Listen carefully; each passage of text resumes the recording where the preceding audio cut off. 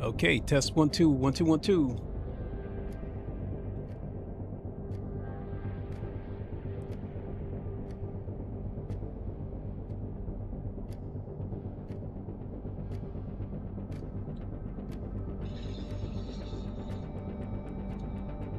Okay, test 1 2 1 2 1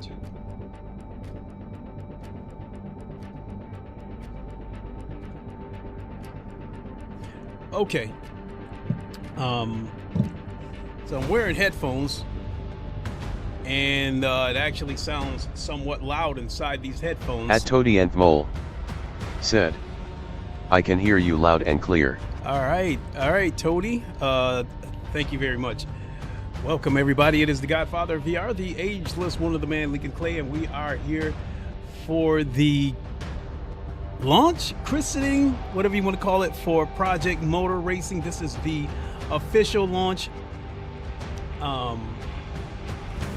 Content creators have had early access to this game for the past few days, and the thoughts on this game seem to be mixed. But when I would put the needle in the middle, but when the needle does move, it seems to slide a little towards the negative side. Now, with I haven't really heard what anybody, as far as the consoles goes, I haven't really heard what people have, how they feel about the Xbox version, but with the PS5 version of this game. At Toady and Mole said, do you feel naked without VR? I do feel naked without the VR.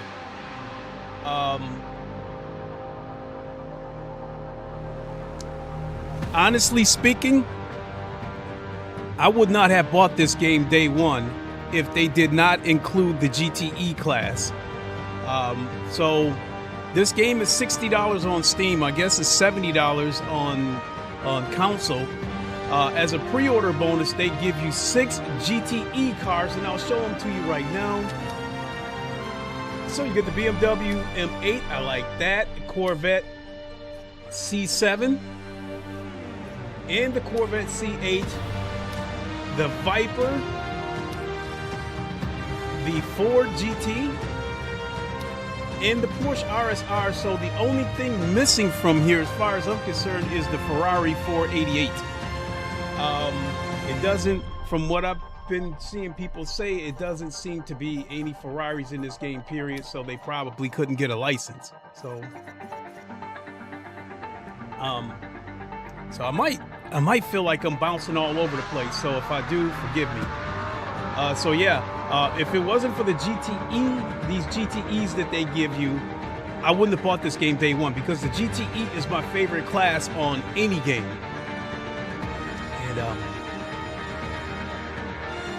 And this game right here, probably at the moment, I don't know about iRacing, but out of the games in my library, this game seems to have the most GTEs. Automobilista 2 and Le Mans Ultimate have 4 GTEs. Race Room only has 2 At cars. Toady and Mole said, that's KL to see the Ford. Yeah, like the Ford GT, that's one of my favorite GTE cars.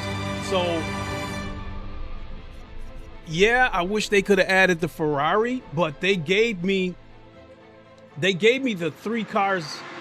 Actually, the only car that's here, the C7, the Corvette C7, that's a car where it's cool that they added, but if they didn't add it, you know, okay, whatever. But the main cars, the Ford GT, the Corvette C8, the Porsche 911 RSR, those were the 3 main cars. Now, as far as cars, when I feel like, you know, doing something different, you know, the M8 GTE. Now, as far as cars that I know have the M8 GTE, R Factor 2 has it. Automobilista 2 has it. Forza Motorsports has it. And I'm guessing iRacing probably has it, but yeah, those are the games that come to mind. that I know they have the GTE for BMW. So yeah. So let me back out before we dig into this. The title of the stream, I put my PC specs on here because it seems that influencers that had early access to this game, some of them were on what I might consider mid-range PCs that, you know, 3080s. Some of them had high ends. Some of them had 4090s and 5090s. And it seemed like the game did not run well for some of them. And they were forced to turn down the graphics as well as turn down, I think, the amount of cars that were rendered. So for me, I guess, so going back to my settings, let's back out of here for a second and show you guys my settings. So my graphical settings,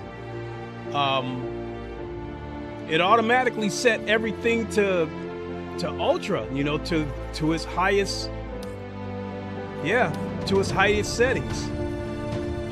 Displayed now, in all fairness, with the display settings, I have this set to 1080p, and the reason I have it set to 1080p is because my PC is natively set to 1080p, and the reason I do that is because if I were to natively set this PC to 4K, and then on top of that, the VR, I have the VR set to around 3400p, and that will tax the shit out of the PC. And I also like native frame rates, so there's got to be a compromise somewhere. So basically, I keep the PC at 1080p because that would be the minimum resolution that I would need in order for you guys to still see a good picture. So normally, PC is set to 1080p, headset is set to 3400p, and then the in-game graphical settings, depending on what game I play, some of it's set to medium, some of it's set to high. I could run it all on Epic if I wanted to, but I just like having the extra overhead left to play around with other things if need be. And so got frame limit off. Wonder if they have a benchmark. Wonder if they have a benchmark tool on here. But even if they do, well, you see I have DLSS turned off.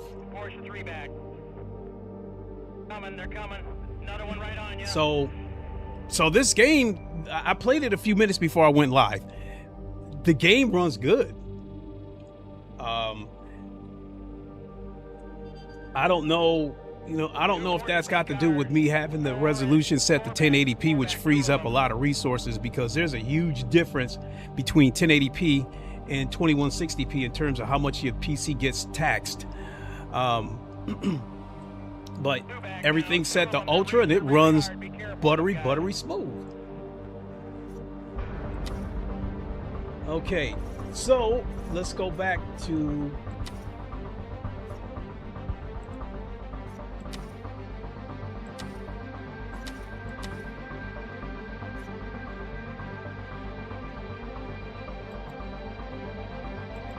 wait a minute. Oh, I'm stupid me. I'm hitting the confirm button instead of the back button.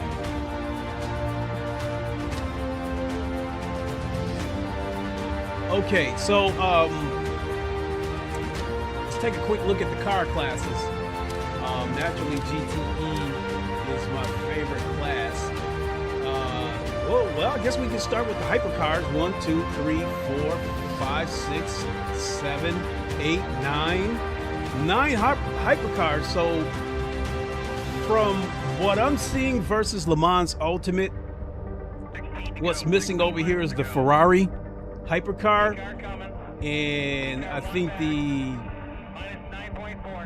it's SATA Franchitti. I forgot what that car's name called, like some kind of privateer hypercar. That's not here either, but I mean that's That is a car that the car no longer races, but when it did race, it raced in the WEC. So naturally, Le Mans Ultimate would probably have the exclusive license to that car. So other than the Ferrari, I think they have a really good selection of hypercars.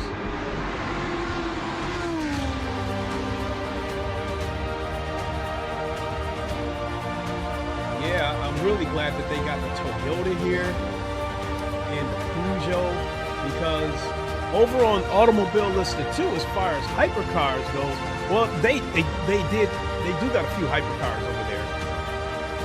I think it's games like Forza. I think they only have 3, like the BMW, the Porsche, and the Cadillac. They might have the Lamborghini. But yeah, they got a good selection of hypercars here. Yeah. So next class, LMPs.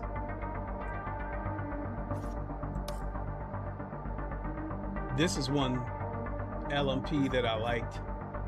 Still a good looking car to this day. So I can't wait till they get the VR going and I can try that out. The Group C, so we got 1, 2, 3, 4, 5, and they definitely got the main cars that I need. The Mazda 787B, an iconic car.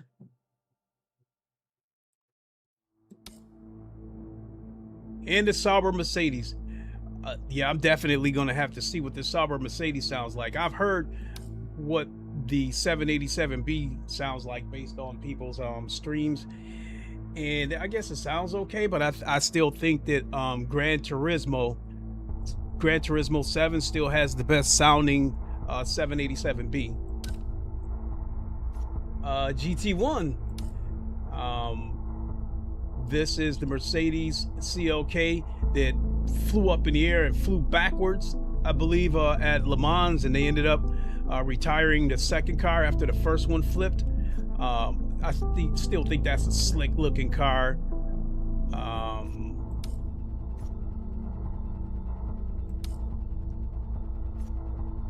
Yeah, that's Esperante. That's kind of ugly. So we got GT1, GT. Oh yeah. Automobile Lister 2 has made me fall in love with this class, with the historic pack that they've given us. Wow. 1, 2, 3, 4, 5, 6, 7, 8 cars. I think with Automobile Lister 2 for this class, they had the GT. I think it's the GT1 2005 category. And I think they only have 4 cars in there. So, and this Aston Martin DBR9, I love the way that car sounds on Automobile Lister 2. I like the way the Viper sounds. So I definitely can't wait to try all these cars. Even the Corvette sounds good on that game. The C5.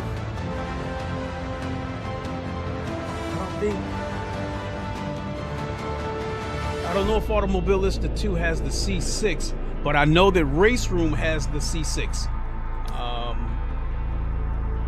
Let's see how this Viper sounds. It sounds pretty good on Automobile Lister 2. The Lambo.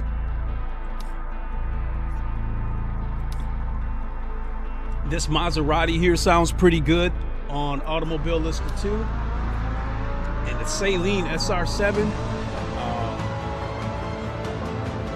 I always kind of thought that wasn't attractive to me. That car never. Yeah. Then we got GTEs. We already been through that. GT3s. 1, 2, 3, 4, 5, 6, 7, 8, 9, 10 GTEs. So you got a good selection of GTEs to choose from. I mean GT3s. I'm sorry. So one car that I like that is here is this NSX, and because no NSX competes in the WEC, that's why that car is not on Le Mans Ultimate. But this is also one of my favorite cars too. It's one of the cars that I like to use on GT7. So they've got two Aston Martins here. 2022, and got the Audi, the M4 Mustang. So once again, you know, it looks to me like wait a minute, is the Nissan here?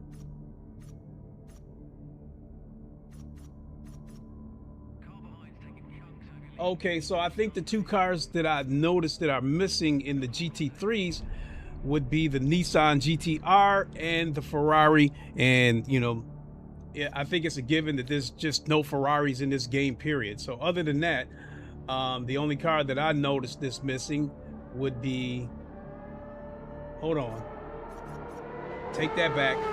The McLaren 720S isn't here, and the Nissan GT-R isn't here. So that's two cars that's missing. The McLaren, I would like to think at some point they're going to add that car. 992 trophy, slick looking car though. GTO, I'm not really interested in that class. I mean, this looked like some NASCAR shit.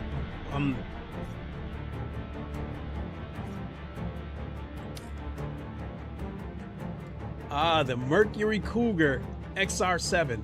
You know, I used to confuse those names because Mazda had the RX-7. So, but the Cougar is the XR7. So I used to get those names, you know, mixed up. You know, when I saw the cars on the street, yeah, I recognized them, but I would always say them wrong. Let's see here. We've got the Lola T70 and the Porsche 917K. I'm glad that this car is standard because on GT7, that's one of the microtransactions. This a ripoff because this car on GT7 is in the Legends dealership, and that car costs 20 million in-game credits. If you were to buy this car with real money, it would cost you $200, and that's one of the things that I've talked about with the ridiculous microtransactions of GT7. So I'm glad that this car is standard in this game. It's definitely a car I'm going to try out. For this era, it would have been nice. I don't know if the Ford GT40 was part of this class or not, because I think this car came along in the 70s, and I think the Ford GT40s was in the late 60s. So we've got GT4s. How many cars we got? 1, 2, 3, 4, 5, 6, 7, 8, 9, 10. 10 GT4s, so a good selection of GT4s. Let me see here. We got NGT. That BMW looks kind of slick. And that Viper's got a long booty there, so that really don't do much for me. That's a weird looking car. So is that. And that's definitely a weird looking car. And that kind of reminds me of the Saline.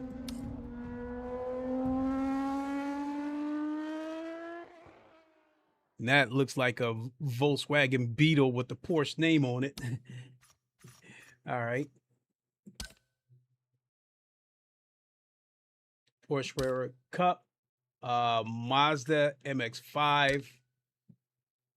Okay, so we'll be ready to jump on the track here in a second. I just wanted to go through the quick car classes. Oh, something else I have to go through that caught my attention are the tracks. I don't think they got the license for all these tracks, because right here, this is Monza, but it's called Brianza Monza Grand Prix in Brianza, Italy.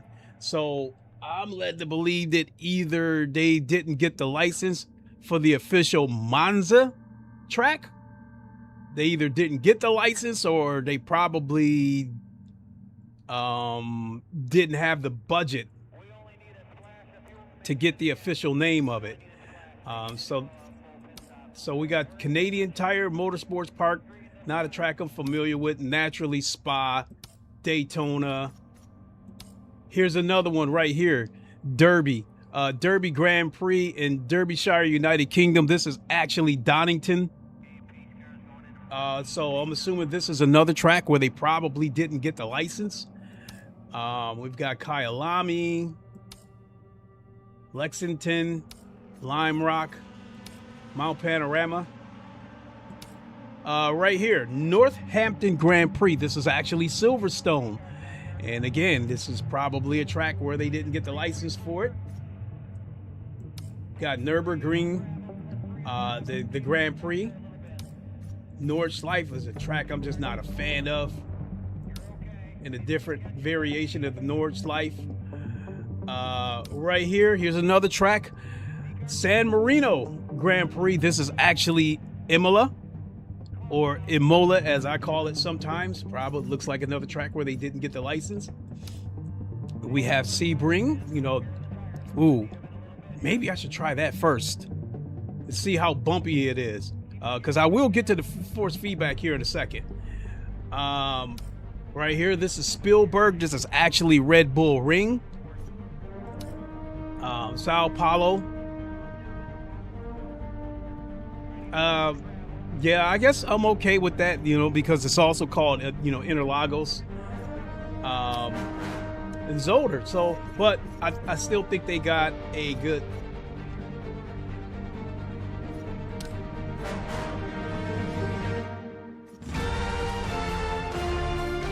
I think they still got a good selection of racetracks. I do hope they add some more.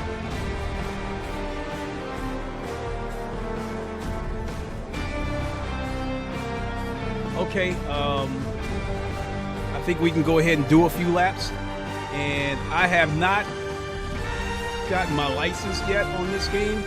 So that's, in order to go online, I will do that here shortly. I think you got to do 8 laps and you need a certain time. But what I'll do here is hop on the track, do a few laps, and give you guys my thoughts on the force feedback and road detail. I had a first impression, and then when I came back to do a few more laps, I ended up having a second impression. So Crew Chief is not supported on this game yet, but Sim Hub is supported on this game, so my base shakers do work on here. And it actually feels pretty good.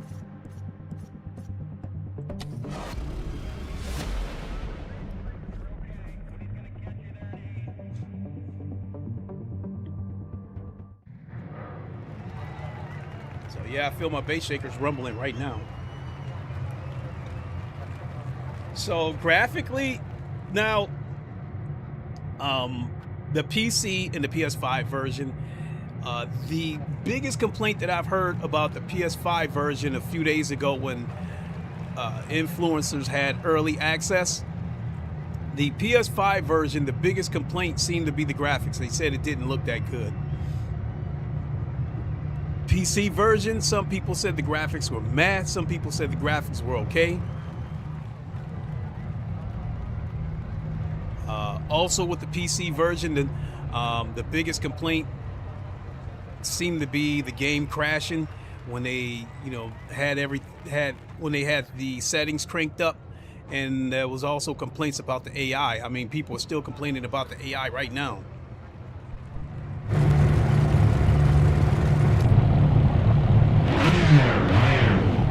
Turn that up a little bit. Yeah. So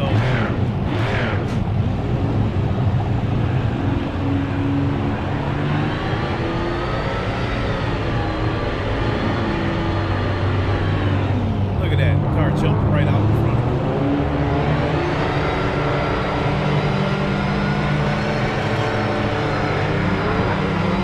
Hammer down now.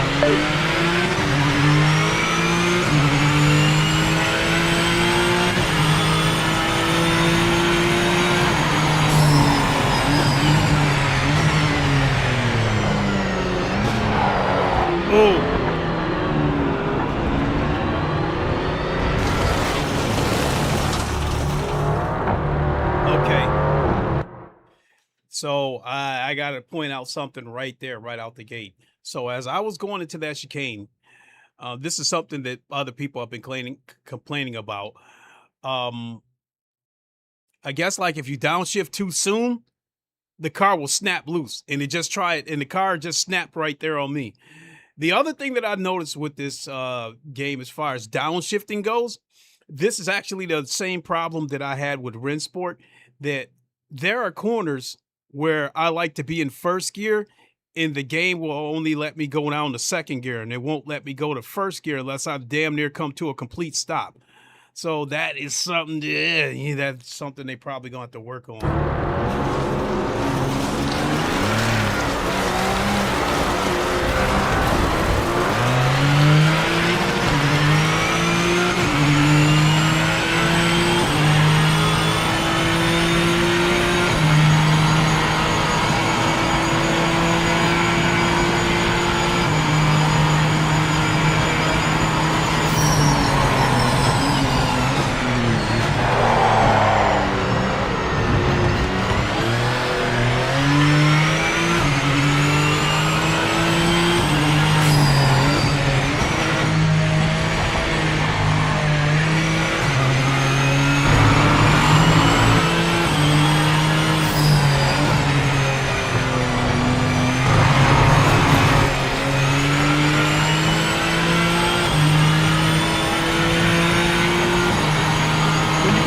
Strips, that sounds pretty good. You don't really feel it, but it does sound good.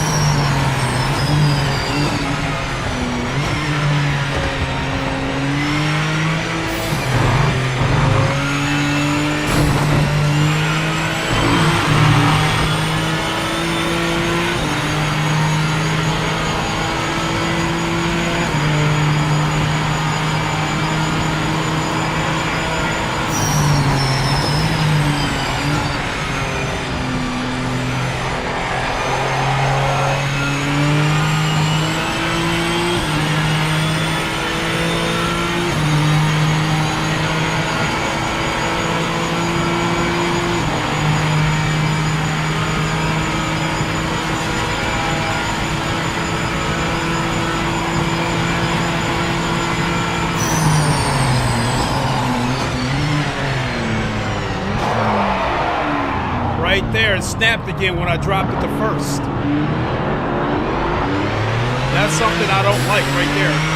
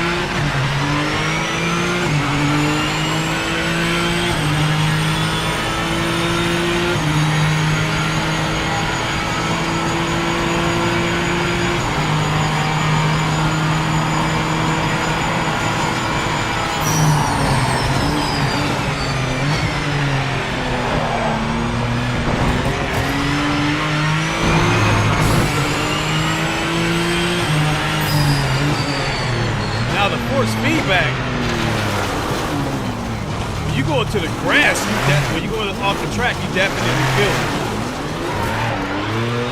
Now these rumble strips right here on the edge, okay, I can feel it a little bit.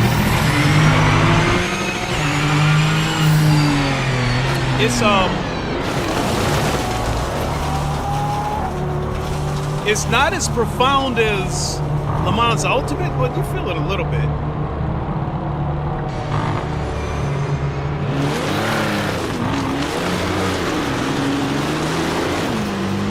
Doesn't seem to be much difference between the cockpit audio and the chase cam audio.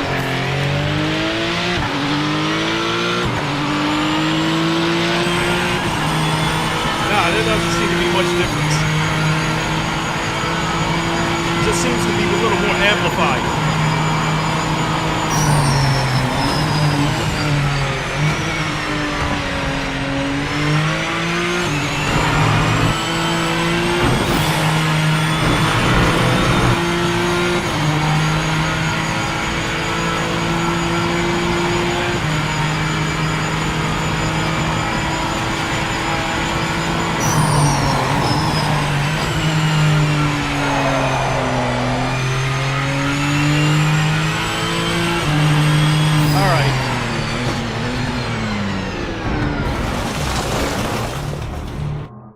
Let's try a different track, a different class, and then I think we'll get ready to try to get my license so I can do a ranked race, because that is...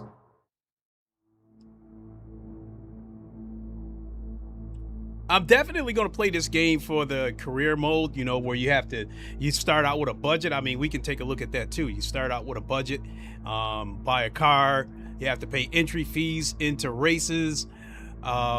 You have to pay for damage if your car gets damaged. I think you can set contracts where you can get a flat fee, or like your sponsor. At Ghost Viper Racing 246 said, "How's the game?" I haven't dug deep enough, and like, this is kind of like a live impression, because when the game got done downloading, I played it for about 15 minutes. This is the first time I'm really trying to sink my teeth into it. So based on what I played so far since this stream has been live, I haven't gotten into the career mode yet. That's one of the biggest reasons why I want this game.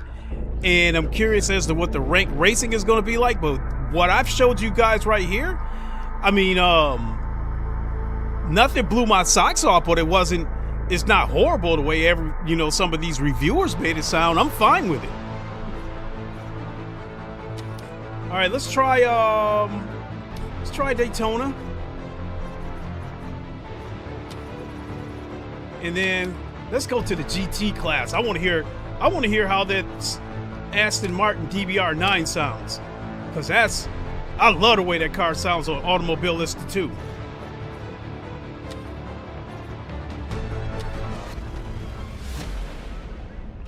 So the game's running buttery smooth. I guess there was, a patch today. So I guess the build that the influencers have been using leading up to this is different from what we got right now.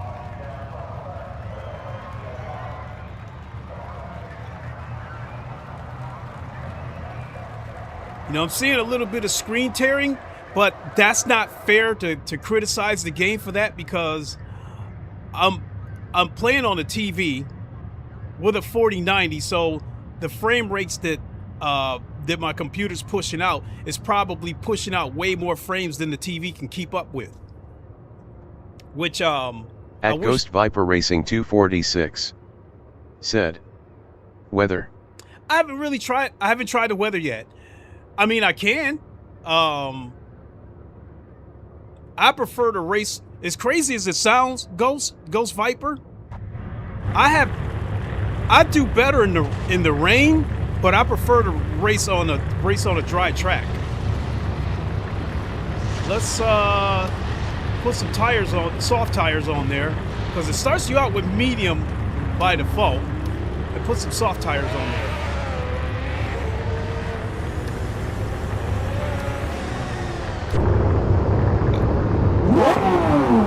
All right, let's hear how this sounds.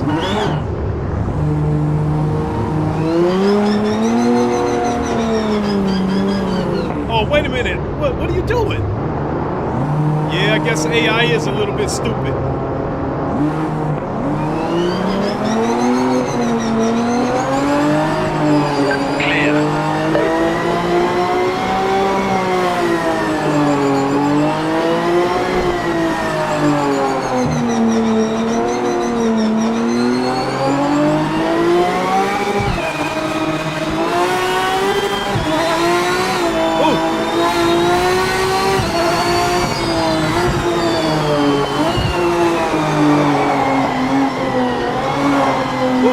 Back in wants to come loose.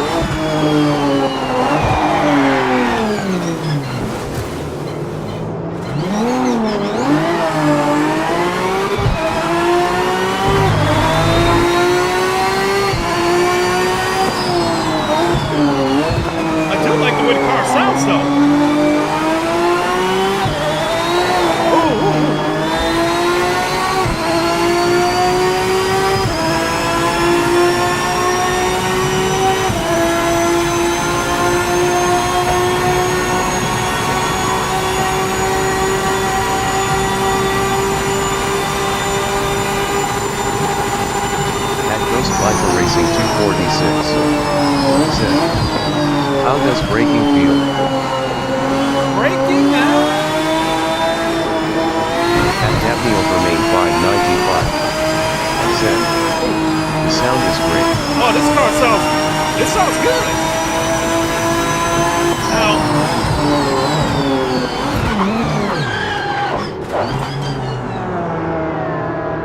Now this game has been criticized by influencers.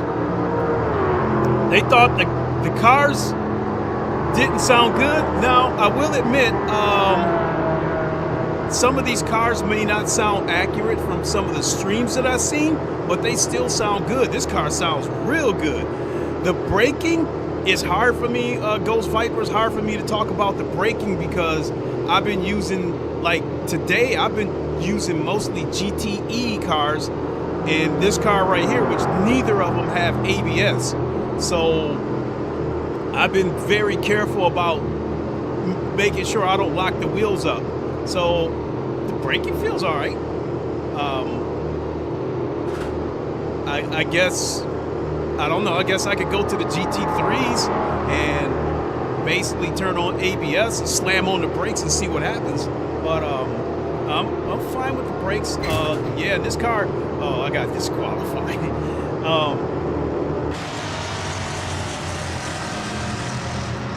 We'll try a different track, different car, and then we'll move on. But yeah, that car, that DDR9 sounded good, and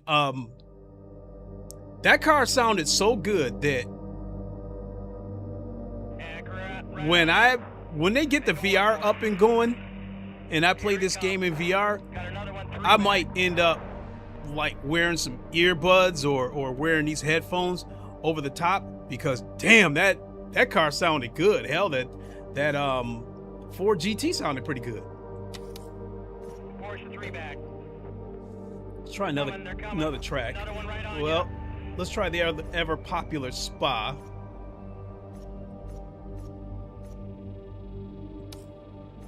And let's try a GTE.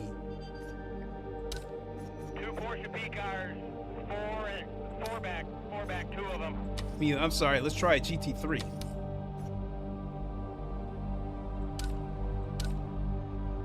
GT3. 2 back now, 2 of them, they're racing really hard. All of these cars, I have an idea of what all these cars sound like from other games. You know, the octaves are a little bit different, but they're not that far off from each other. You know, and then like the Lamborghini and the Audi have a very distinct sound to them. So I'm going to go ahead and try this NSX. I want to hear what that sounds like. So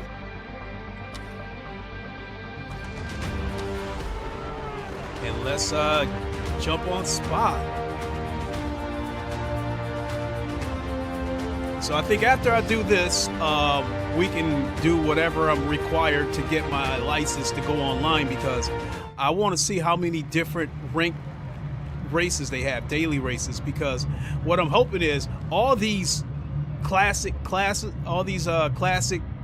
categories, GTEs, Group Cs, and stuff like that, I hope they utilize these cars in daily races. Because if they do, you know, like GTE, Group C, GT1, if they utilize those classes in daily races, this is where I'll probably be doing my races at. Like Le Mans Ultimate with the GTE class, they'll run it for like 2 or 3 weeks, and then you won't see it for about a month.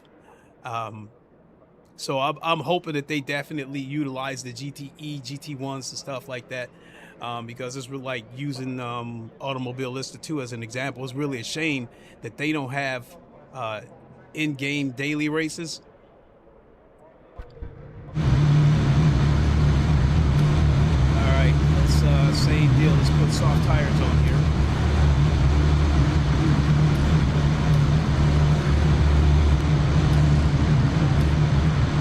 Let's go.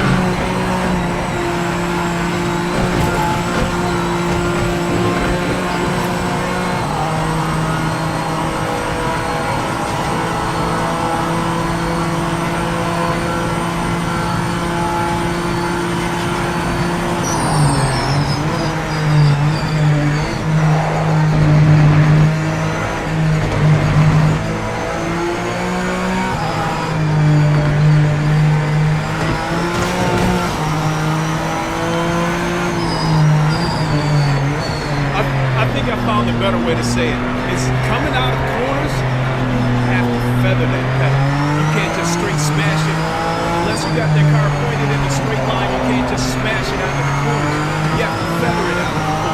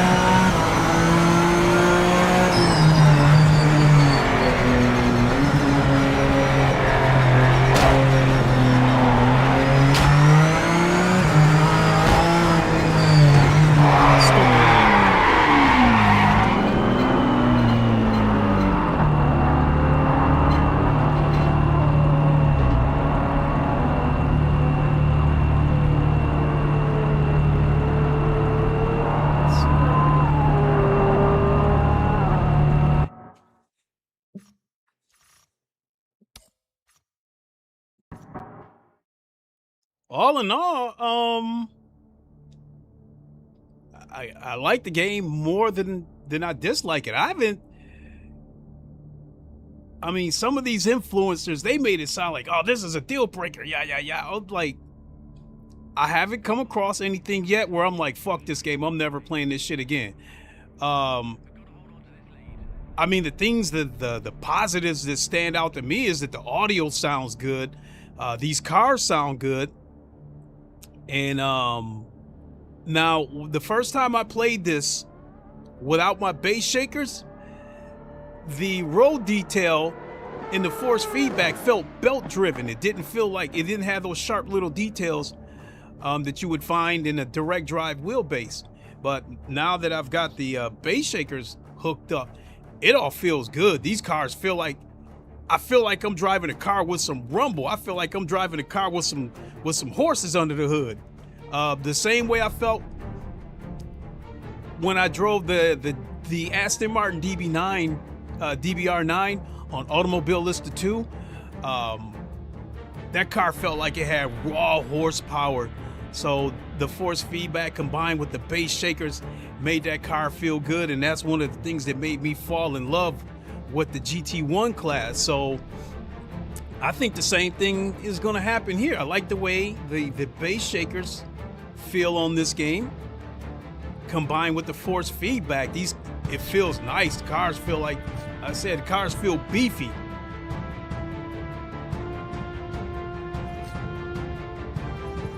All right, let's see what we got to do to get this license.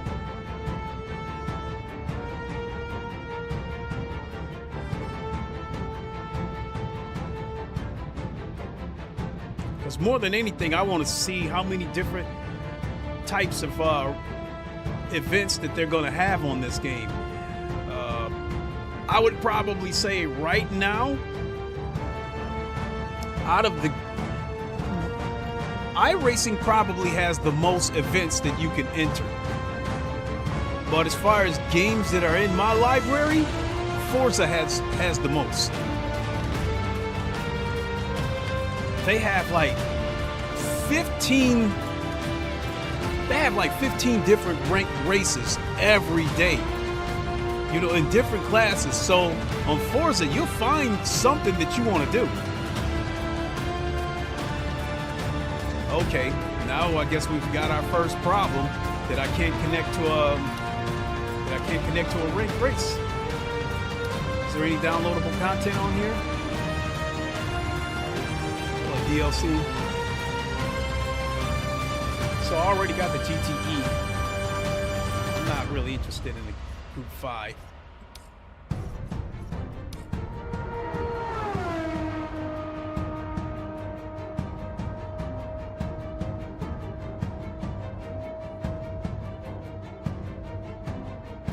Okay, so that looks like we've run into our first major problem. Is that I'm not connecting to a ranked lobby yet. It shouldn't take this long. I don't know. Maybe that's a sign that they sold more copies than they thought they would and probably wasn't ready for the influx.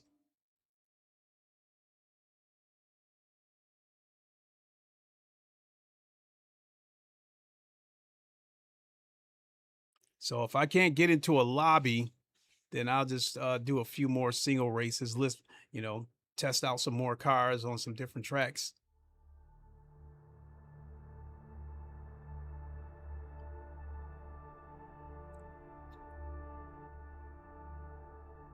I did try the VR, like with Le Mans Ultimate. It had VR day one, but it wasn't optimized. So they hid it, and people found out how to access it. And so I was able to access the VR, and it was not optimized. It did not look good, but I still did it anyway because that's how I drive.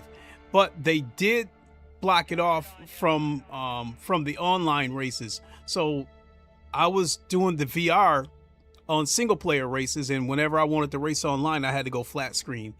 I was hoping that maybe there was a VR plugin on this game, and I was hoping to be able to access a hidden VR, but that's not the case. And there is no VR whatsoever on this game yet.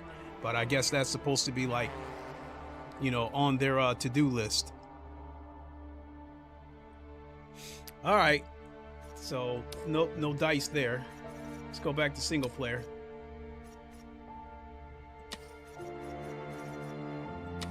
Let's try a different GTE. Let's try one of these Aston Martins.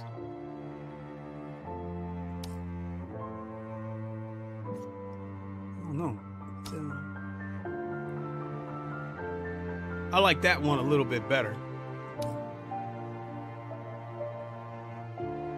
That one right there looked like it's got bug eyes.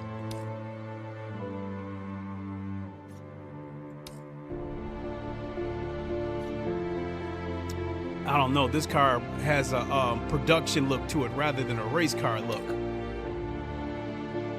Yeah, I think I like that one. Let's try that one. And track. What do we do for the track? Let's try Mount Panorama. Yeah. Let's go.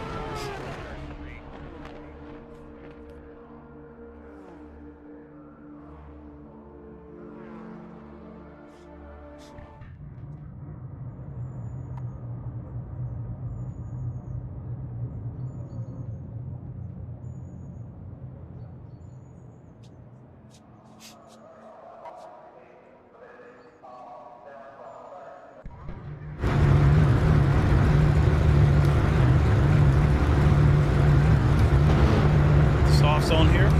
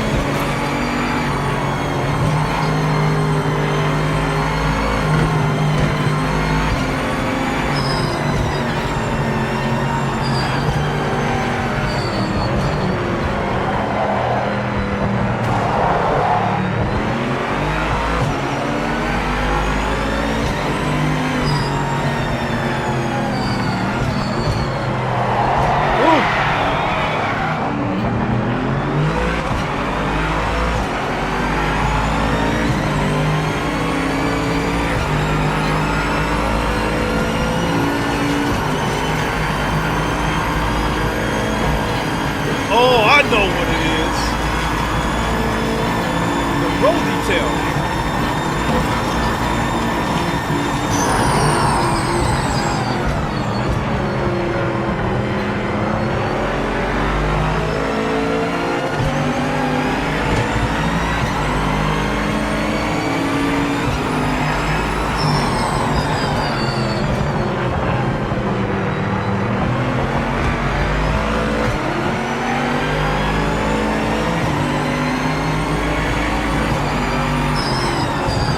Sounds good.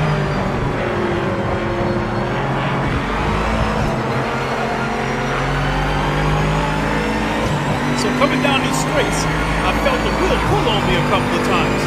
And I think what it is I think it's responding to like these cracks in the road that's been filled.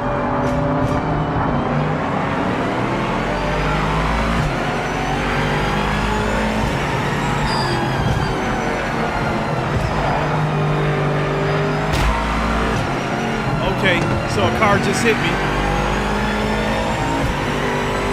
Oh yeah, one legitimate complaint that people have complained about is no radar.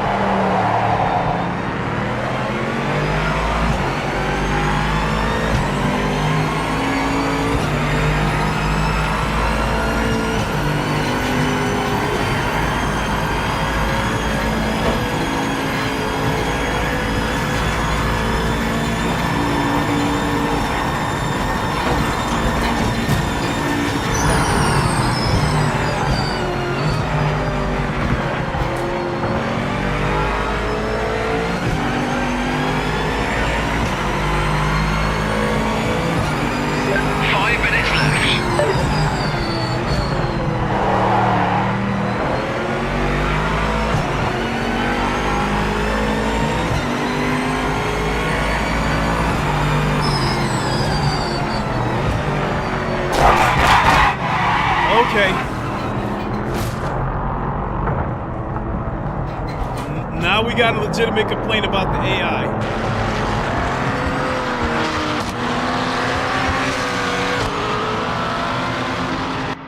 The AI plowed right into me. It took me right off the track. But I'm not gonna ding them for that because honestly speaking, a lot of these racing games across the board have stupid AI. Automobilista 2, the AI is super slow in the corners, but then it's like lightning fast on the straights. So it's difficult to work around that. Le Mans Ultimate, I think the AI is decent on Le Mans Ultimate. The AI on Forza is brain dead. I think the AI on Forza might be the worst AI that I've ever seen. The AI on GT7. At Dale Rodman Jr. said, "Gonna wait to scoop this up till it has VR support." Mr. Rodman, thank you for joining. You know what, Mr. Rodman? My plan was to wait until the VR comes out to pick this game up, but they got me. They sucked me in. They offered that the GTE cars as a pre-order bonus, 6 GTE cars, and you know I love the GTE class, so they got me. I think overall I'm liking this game more than I'm disliking it. I like the audio, the handling of the cars is taking some getting used to because I feel like the handling of these cars feel like a combination of Forza and Automobilista 2. And I've gotten used to Automobile Lister 2, but Forza, no, I have not gotten used to that. I will get used to this. So yeah, all the cars sound good. I haven't come across any car where it sounds like dog shit. They all sound good, and I got these headphones turned up, and then along with the bass shakers and the wheelbase, I feel like I'm driving a beast. So I actually can't wait until it gets to VR. So so as I said, before you got here, I think that this is going to be my go-to game as far as like GTE, GT1 rank races, Group C, if they have those. You know what? Speaking of Group C, let's see how that Sauber Mercedes sounds. Now there is a couple of things going on right now. I can't seem to get into multiplayer. I can try it again, see what happens.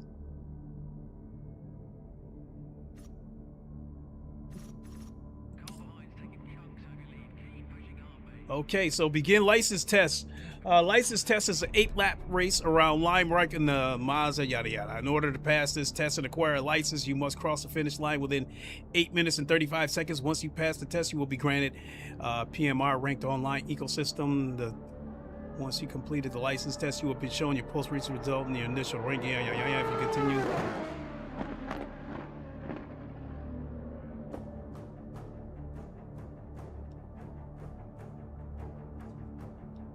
All right, let's go. I don't know Lime Rock that well. Matter of fact, I'm not even sure if I've done Lime Rock before.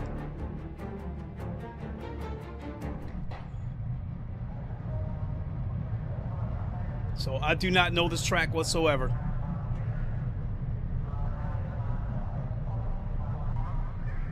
It's got a couple of Road Atlanta looking curves on it. So will it let me put soft tires on here?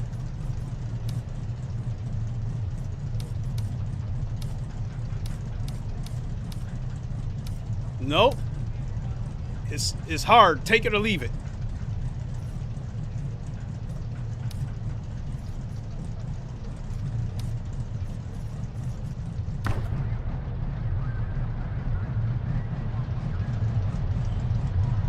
Bill At Jones. Dale Rodman Jr. said, "Everyone knows Lime Rock, not everyone knows the name, haha." I've heard of it, but I never raced it, so I'm the complete opposite.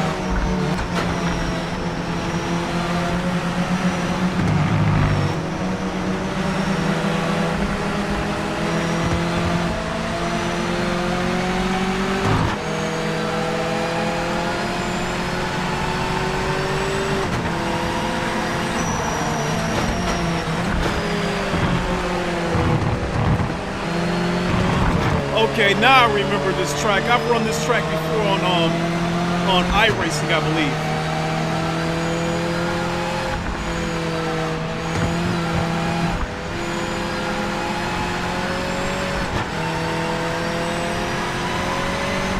This MS6 sounds this Mazda sounds pretty good.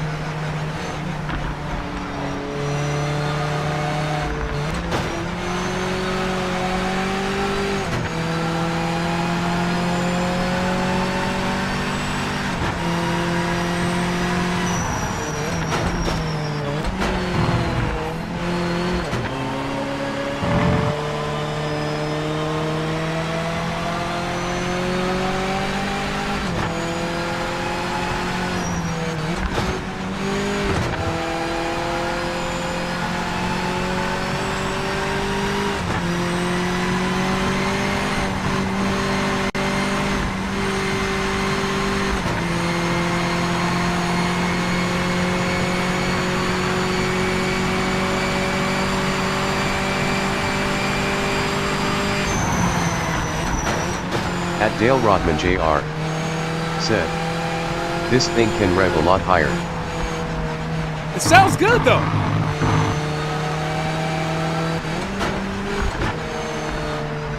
Have you played this yet?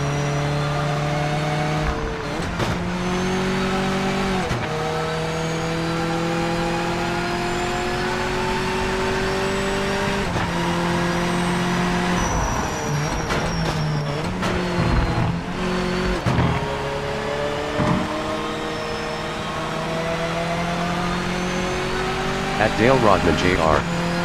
said, no, just was looking at the rev lights on the dash.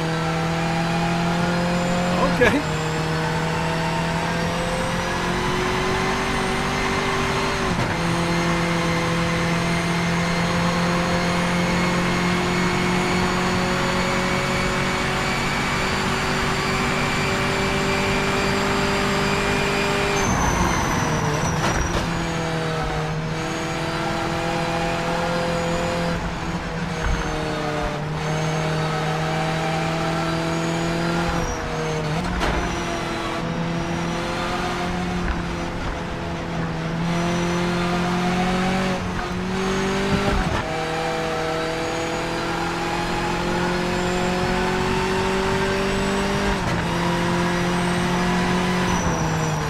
At Dale Rodman Jr.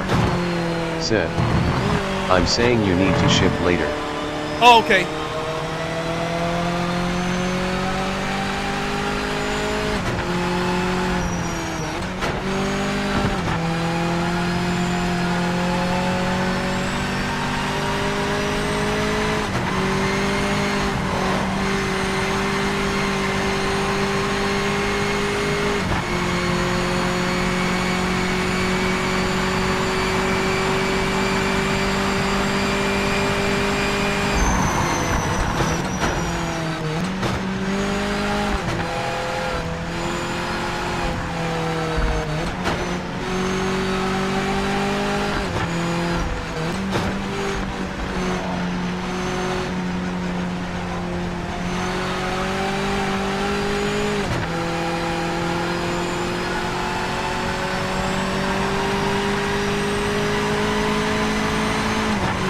I see what you're talking about, because I can feel it kicking in when the RPMs go higher.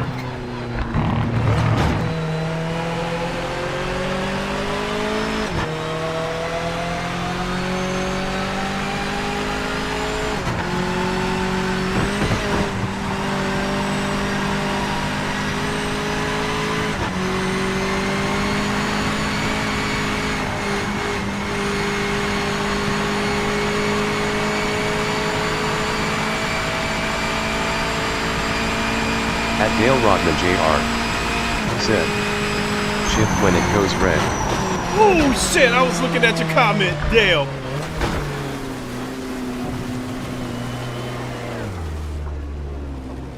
I'm probably gonna have to start this race over. Yeah, I see what you're talking about. And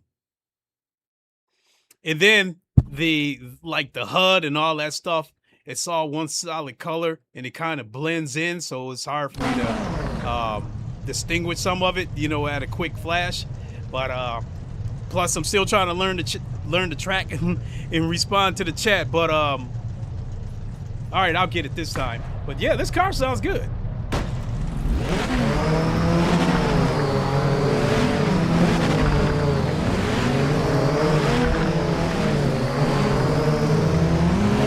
At Dale Rodman Jr. said, I feel you LOL.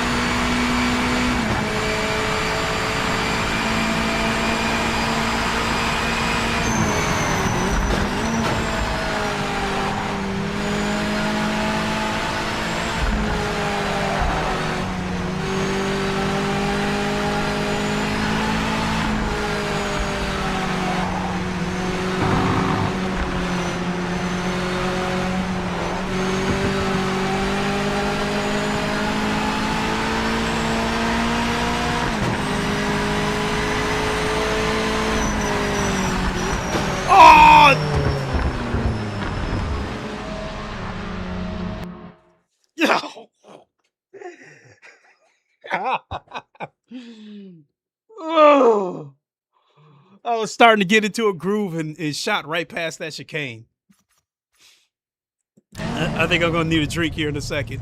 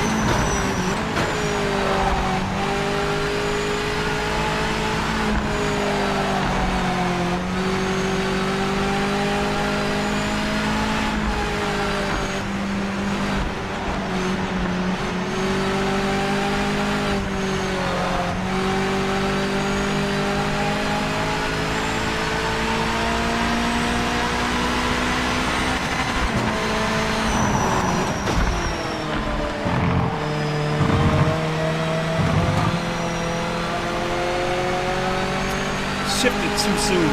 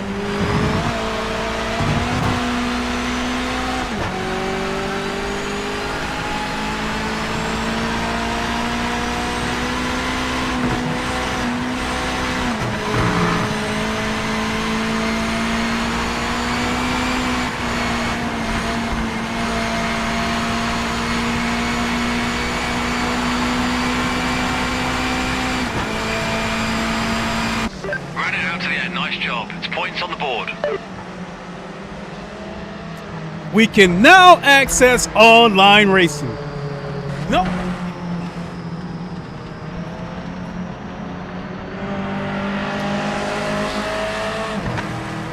That's all I needed. I just wanted to see what the get in here and see what these ranked races look like. Oh shit. Look at that. Already see it right out the gate. At Dale Rodman Jr. said, nice. Thank you, thank you. Look at that. Launch GTE World Championship right out the gate.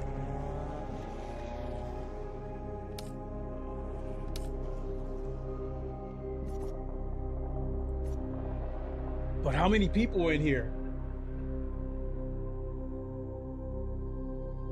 This is about to start.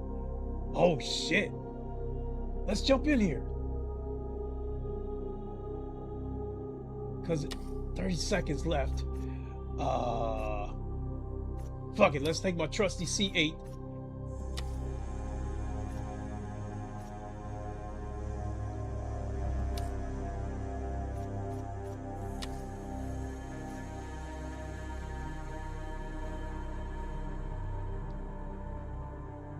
You must participate in at least 2 events in every round on the schedule in order to qualify.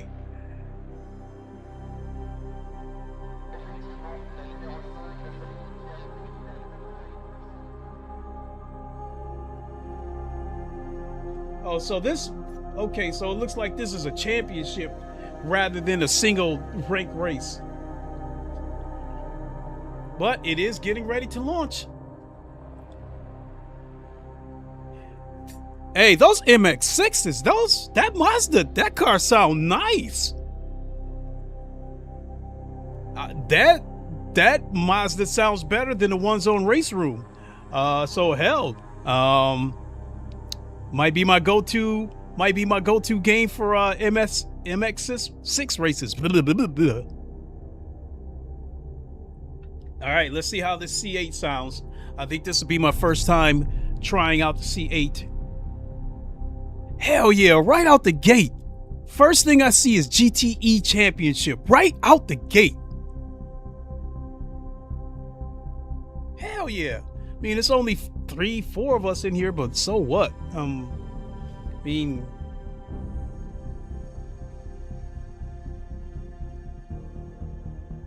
the game is $60 on PC and I believe $70 on PC. And I think just on the content alone it's worth the $60 because you get a lot of cars, to choose from, a decent amount of tracks. I would still love to see Circuit de la Sarthe on here. I'd like to see some AMS tracks on here. Oh,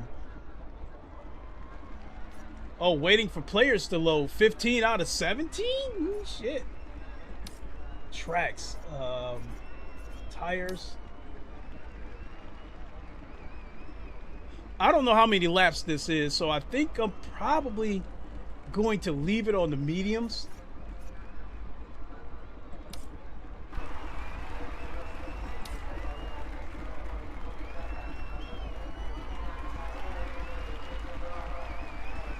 And I know this track, so I know where I can attack and I know where I got to be careful.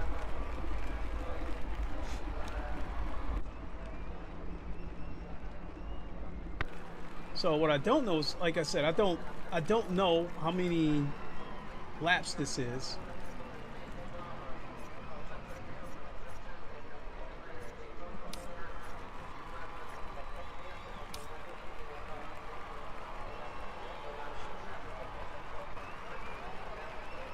Oh, there it is. 10-minute quali, 15-lap race. So, yeah, definitely be better to stay with the medium tires. Because if I go with softs, they'll probably be worn out by laps 7 or 8.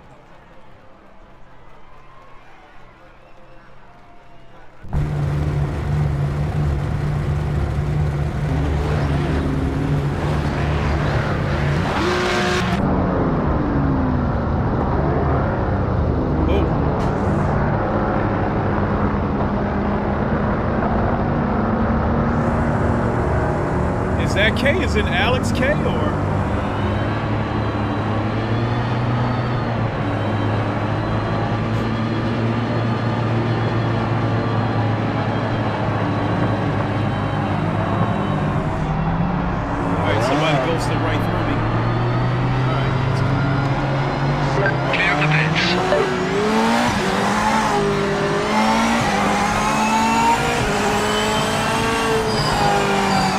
It is hard to see.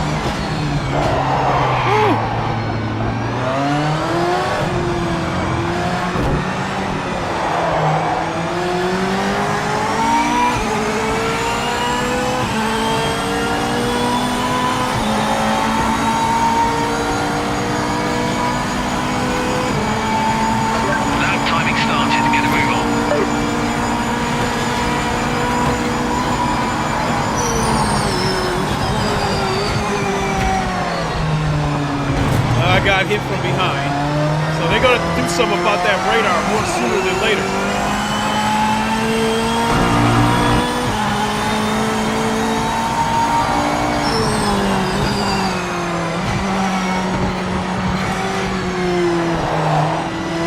At Dale Rodman Jr. said, "No radar? What year am I in?" Yeah, they need to get that radar fixed quick.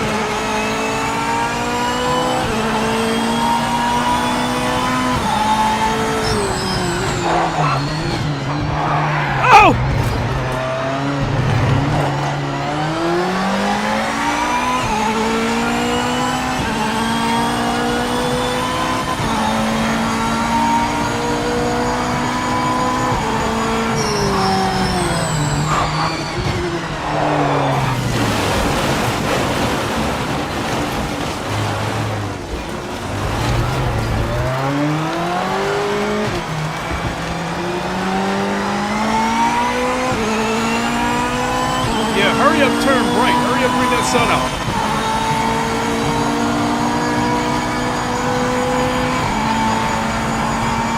Cars do feel like they're going fast, too.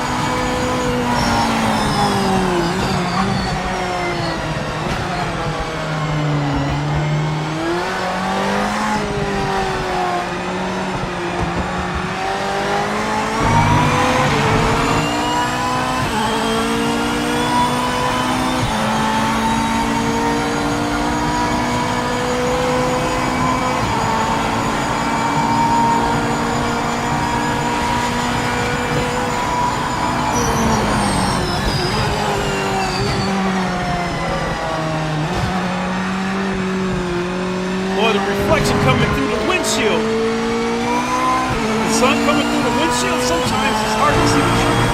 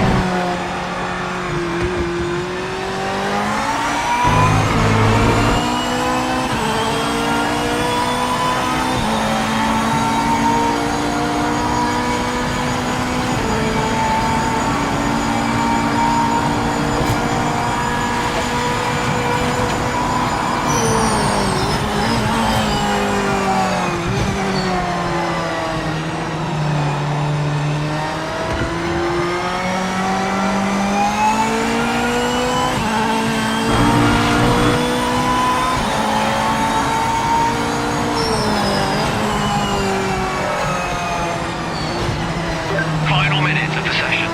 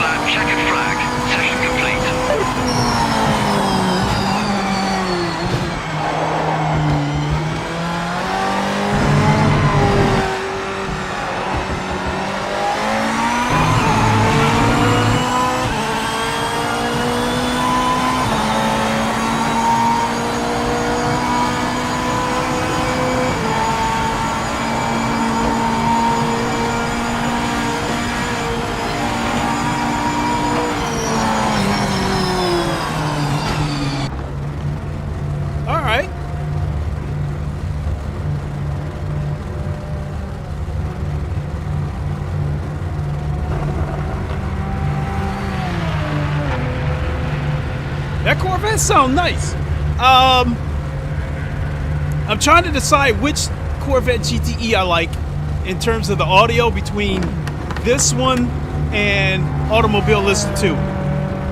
Because I think like the Corvette GTE on Le Mans Ultimate and R Factor 2 are the same. They sound the same, you know, support, whatever you want to call it. Yeah, you know, but this Corvette and the Corvette on Automobile List 2, I like the way those ones sound.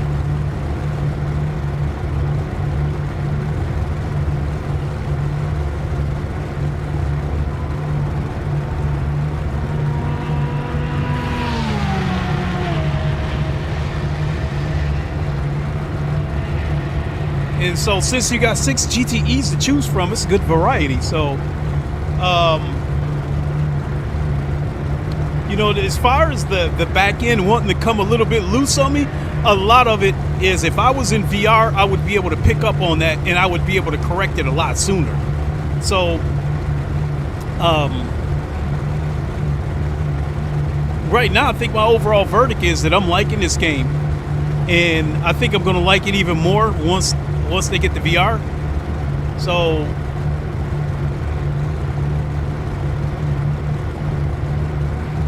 the graphics, I guess at some point, you know, I'll monkey with the graphics later on and crank it up because it's already set to Ultra, but the resolution is set to 1080p.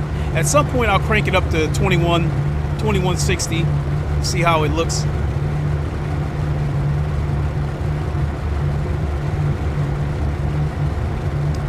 And I think what I could do on my next stream is that I could go ahead and play this on my streaming PC, which has a 3070 Ti, and stream it from there and give you guys an idea of what you can expect based on what type of PC you have. Because this PC is a 4090. I expect this computer to run anything that I throw at it. So, man, I hope it's daytime for this race.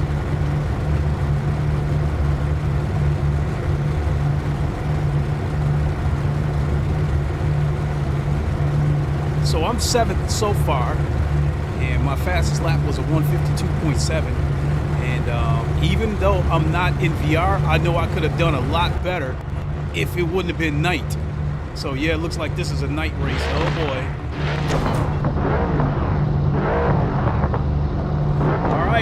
I'm in here with some, oh shit, the number one guy is on a controller.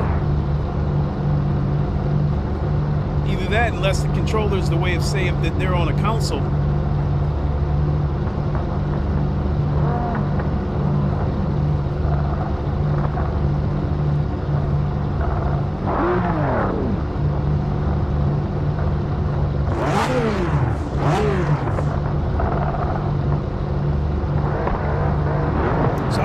every game has their little details, small attention to details that I like. And so this game so far is I don't know. I'm liking this game enough right now that I kind of don't feel the need to even want to get Rensport. You know, because they pulled a little slick move with Rensport. So what happens is the game was in early access. I paid $45 for the Nürburgring DLC. And when the game came out of early access, they said anyone who purchased the Nürburgring DLC will receive the game free of charge. Basically, what they gave you is a demo. The only thing I can do is time trials, and I can only do it on Monza. So, and I can't even go online.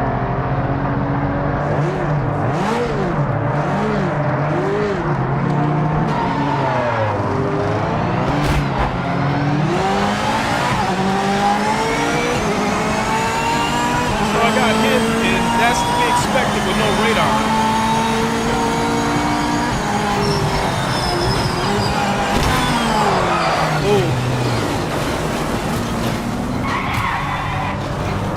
Hit. You committed a track limit violation.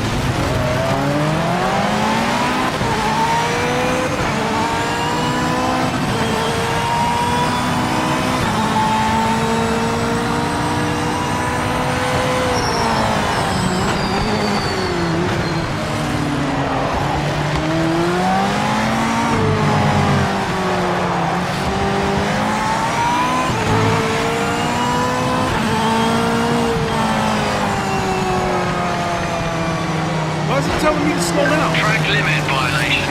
Officials noted it.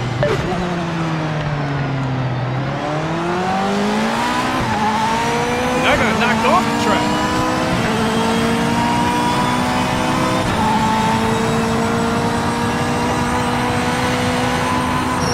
Back marker is not in our race. Make a quick pass.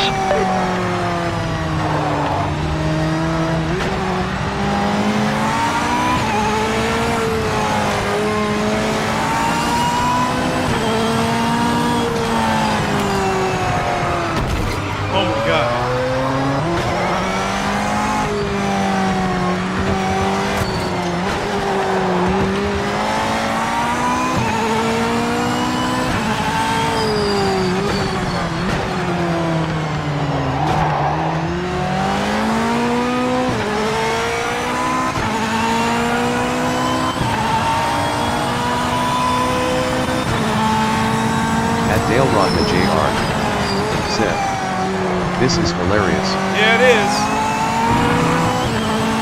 But I'm going to give him a pass at the moment.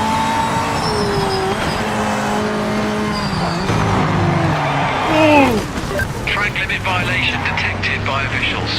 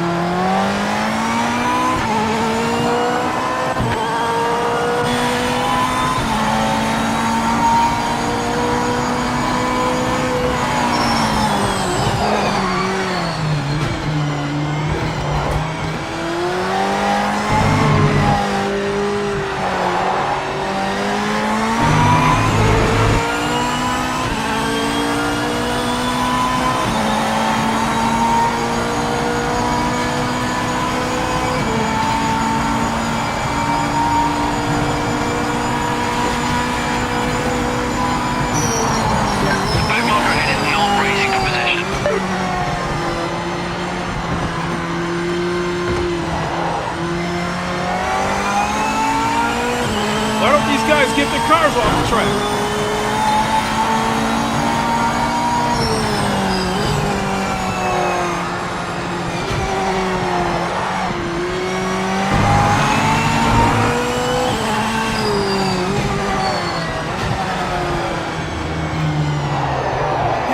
Get that car off the track, man. Come on.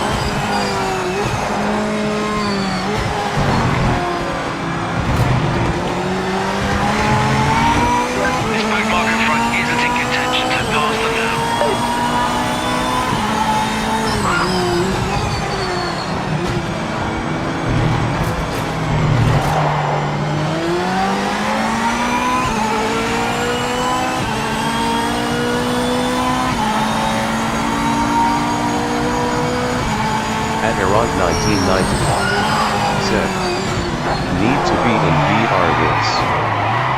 At around 1990 said, looks like Olmudo. Yeah, definitely need the VR, no question about that. I hope they get it more sooner than later.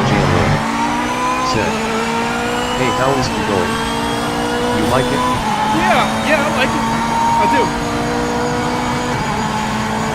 Don't be fooled by my driving because this is a dark race and I need to be in VR. Because I don't see the corners. Just about marker in front, north of the race, just get past them.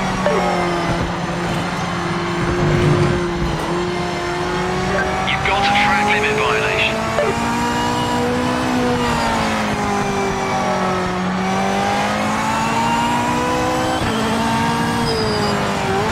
I can see the track a little bit better with this body cam, but I just don't like racing like that.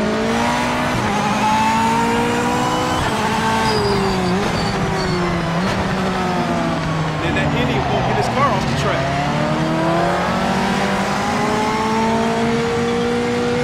At jailroom said, can't hear you, Hatch. Oh, you can't hear me? Sorry about that.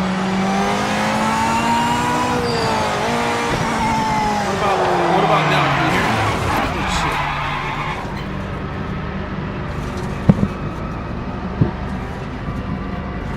What about now? Can you hear me?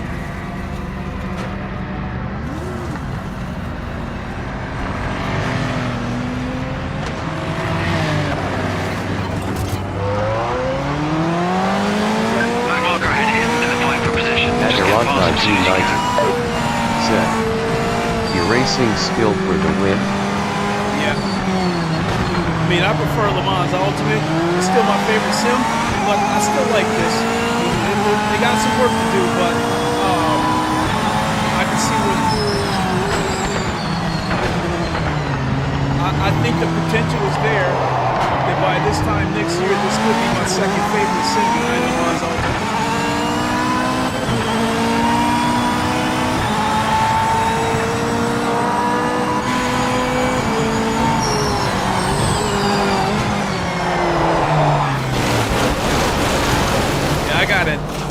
I gotta get off this track because it's a dark race, and because it's a night race, I can't see the corners until I get right up on them, and then like it's like sunset, so the sun is reflecting in on the windshield, so I see the sun's reflection on the windshield, and that also blocks the vision. But I did like that. The only thing I didn't like about that race is people parking their cars on the side of the track and won't move it.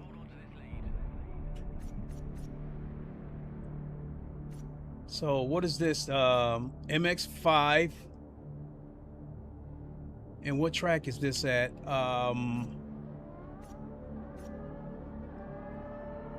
Another GTE at San Marino. LMP. GT3 at Mount Panorama. That takes place in about a half hour. MX5 at Errant 1990 said, like Le then. Yeah, Le Mans Ultimate is my favorite right now, but I'm not happy with Le Mans Ultimate because of all the idiots and the dirty driving that's been going on in that game. It's getting to a fever pitch. But what happened to me just now in this race, already knew it was going to happen. You know, I'm walking into a night race. I'm not in VR because I race in VR. And then I'm in there, is crossplay, so there's console players in there. 1990 said, it's just the drivers. Yeah, but I mean, hold on. Oh, they got a GT1 at Sebring. That happens in a half hour. But I don't. At Errant 1990 said, I got demoted, was fumming in one race. You got demoted? Oh shit. So let's do a single player race. Cause I did what I needed to do. I got my license so I can go online. So let's go back and take a look at some of the single player stuff. And let's have a look. Let's go back to the GTEs. So I've tried the Corvette. Let's hear how this M8 sounds. And let's try Sebring.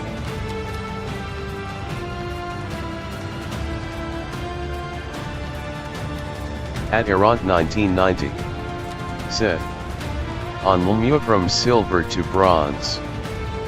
At Errant 1990 said, because of some IDOTs. Yeah,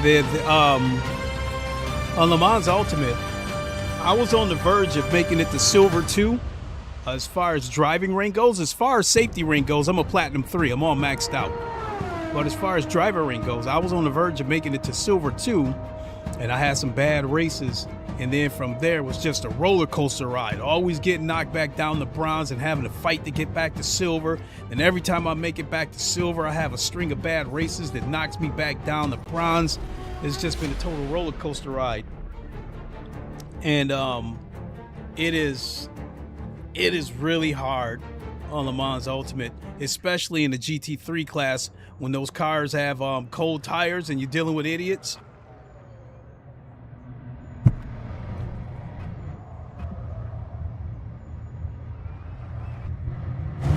All right, let's see what we got. Let me put some soft tires on here, though.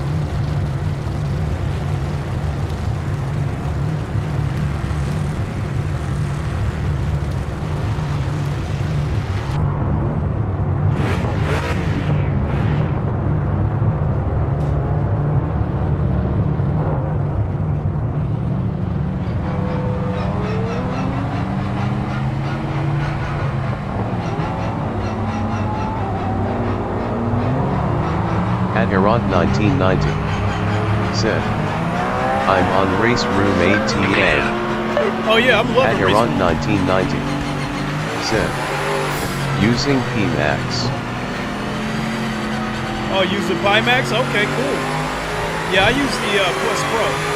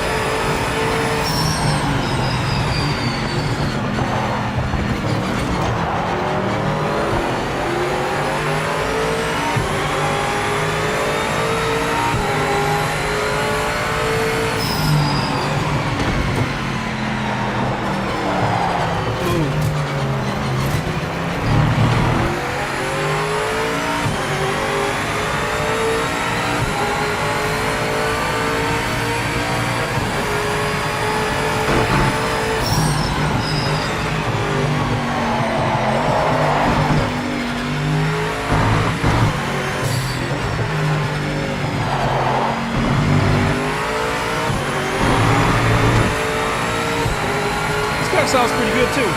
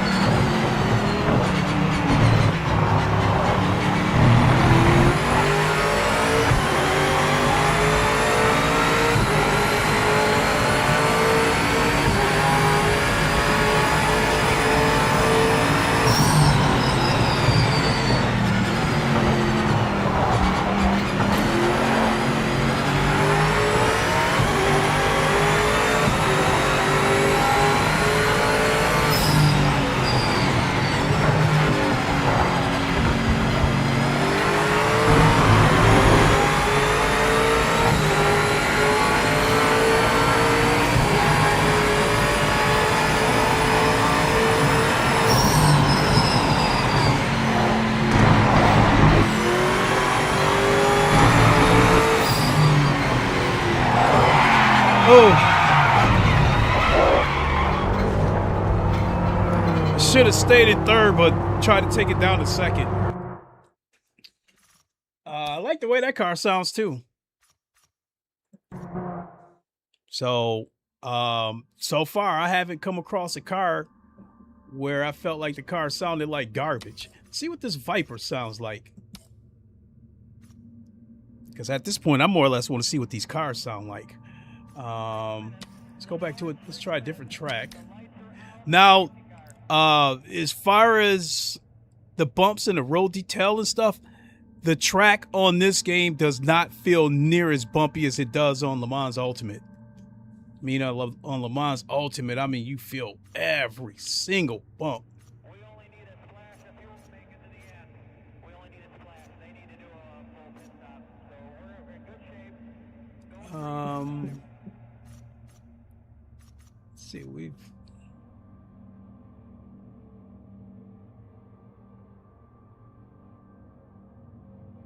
Have we done Spa? Yeah, I think we done Spa. Let's check out the... I don't think we done... I don't know if we done Daytona. Let's check it out, though.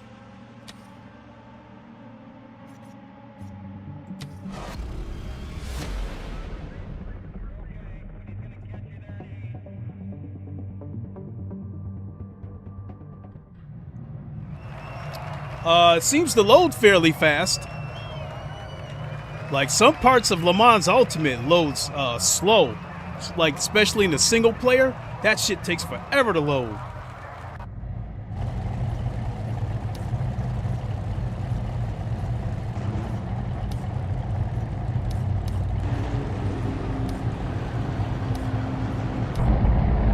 All right, let's see what we got. Let's see if this is a gorilla.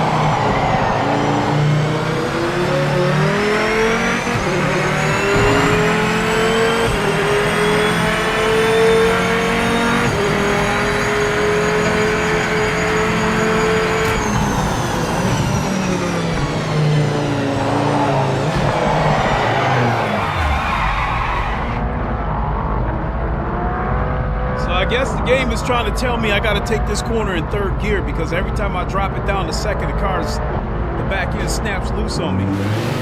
So that's one thing. That's something I'm not a fan of, but I got to get used to.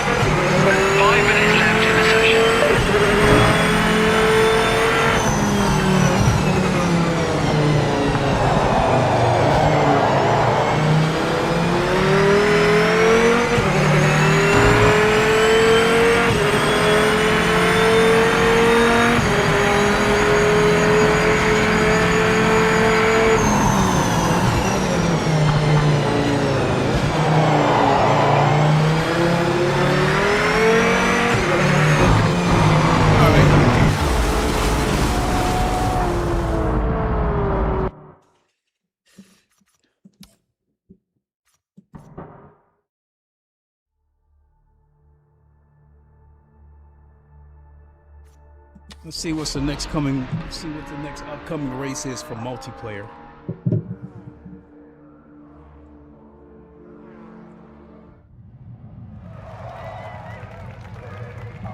Oh, I meant to back out of this. Sorry, folks.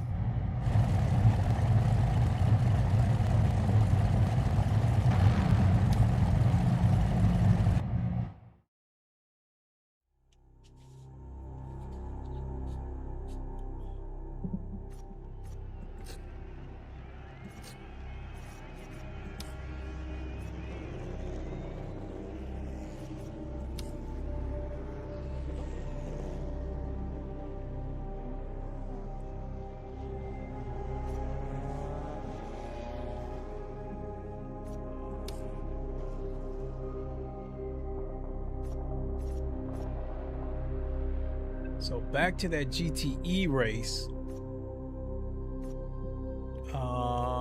15 laps. Okay, so this event's only going to last for 5 days and 6 hours.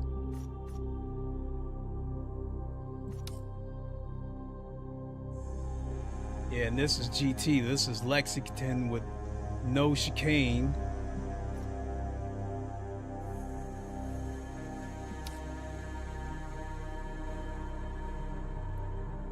This is Donington, but there's only one person in there. At Courtney McGregor 6782 said, need VR bad. It absolutely does. I hope they get the VR in here more sooner than later.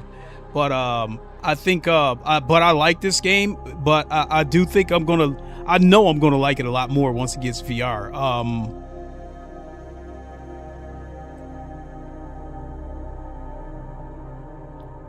I think honestly, this game puts me in particular in a win-win situation, because I hope this doesn't come out the wrong way, but if this game does not gain popularity, I'll be one of the faster guys on this game. So I'll be fast enough to get away from any idiots on this game. I just have to survive turn one, especially when they get the VR. If this game does gain popularity, and I've talked about this in one of my previous streams about how the idiots and the dirty drivers, they seem to follow the popular influencers, the popular Twitch streamers and popular YouTubers. Because once the game starts to pick up steam, using Le Mans Ultimate as the example, or even ACC before them, when ACC started to gain popularity, some of the fastest people in the world started playing that game.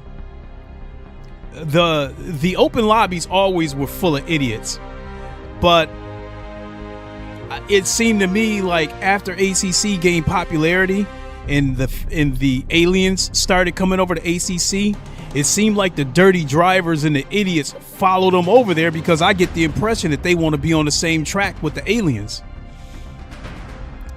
And the same thing happened to Le Mans Ultimate, in my opinion. When the game first came out, there wasn't that many people there. People was criticizing the game. And then once Le Mans Ultimate got the GT, you know what, let me turn the music down a little bit.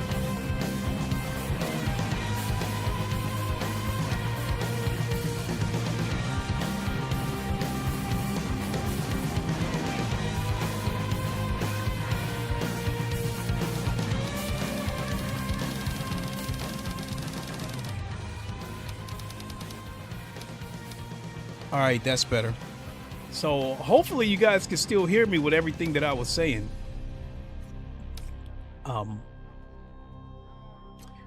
But it happened with ACC before, and then it happened with Le Mans Ultimate. Once they got the GT3s, Le Mans Ultimate exploded. And then all the popular YouTubers and Twitch streamers started making their way over to Le Mans Ultimate. And soon after that, the dirty drivers and the idiots made their way over there. This game here puts me in a no-win. I mean, it puts me in a win-win. If this game becomes popular and some of the aliens start to make their way over here, and then the dirty drivers and shit like that start to follow them over here, I can go back over to Le Mans Ultimate where it won't be as many people there, so I won't see as much bullshit over there. If this game does not gain popularity, I can stay here where, like I said before, I would be faster than I would probably say that I would be faster than 60% of the drivers on this game. So I would be fast enough to get away from any idiots or dirty drivers on this game, provided I survive the first lap. And this is something that I talked about, that like sim racers are eating good, and they're going to keep eating good. I mean, we already got as far as on PC, we already got iRacing, Race Room, Le Mans Ultimate, Automobilista 2, the original Assetto Corsa Competizione. Now we've got Project Motor Racing, Rensport, Endurance Motor Series. That's still due to come out, although I don't know when it's going to happen. There's still F125 out there. There's NASCAR 25. So with so many racing games out there, that spreads everybody out. And or even if people stay concentrated on one game, for me that means I'll be able to find a game where it's not as much dirty driving and stupid shit going on. So I'm definitely in a win-win. The only game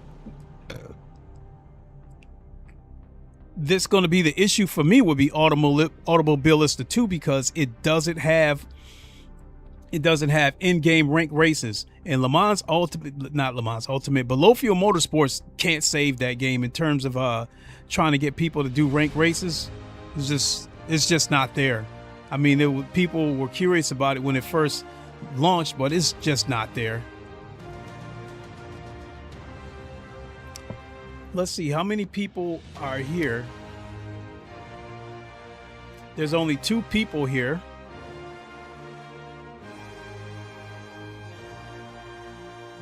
Oh, this is the NGT. No, I'm not interested in that.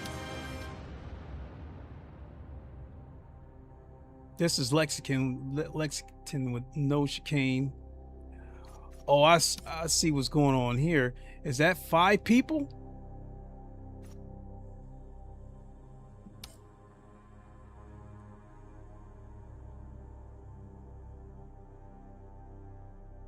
Okay, I think I get it now. So there's 12 people registered for this race.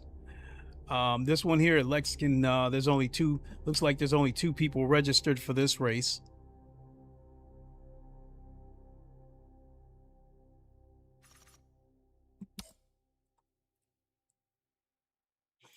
So I mean, I could go back to that one, but I don't want to race in the dark.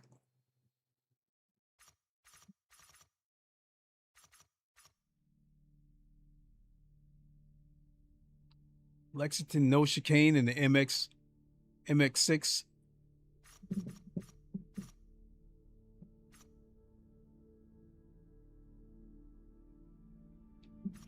Yeah, nobody's registered for this one. This race is 23 laps. So I like that. I definitely like that.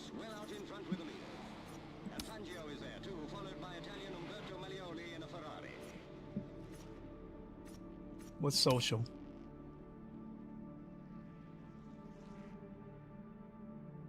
Oh shit. Looks like there's Lime Rock. MX6.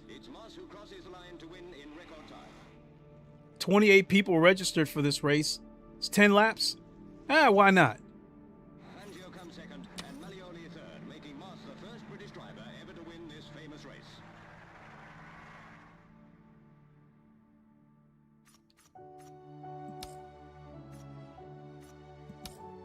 Yeah, I like that one. Let's do that.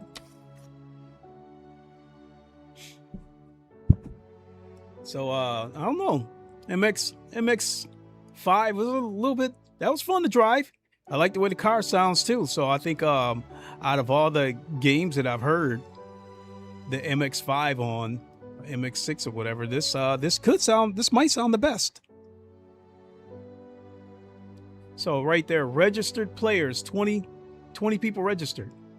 So from what I'm seeing though, one thing that is unfortunate is, I don't know, I think this game seems to, as far as lobbies goes, it seems to be like 20, I think like maybe 20 player lobbies. And I don't know, like for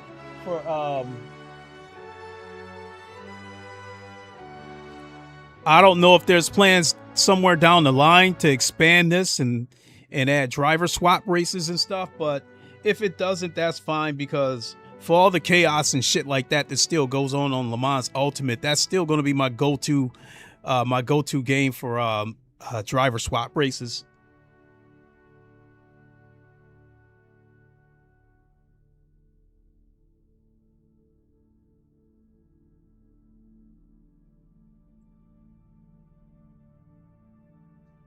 So so right now, you know, the big thing as far as the positives go for this game, the big thing that stands out with me is the audio. I like the way all these cars have sounded so far. You know, other than that, it's not doing anything spectacular, but it's not doing anything bad either. So I think I can confidently say that once the VR is implemented, I will make this part of the lineup as far as the racing games that I stream.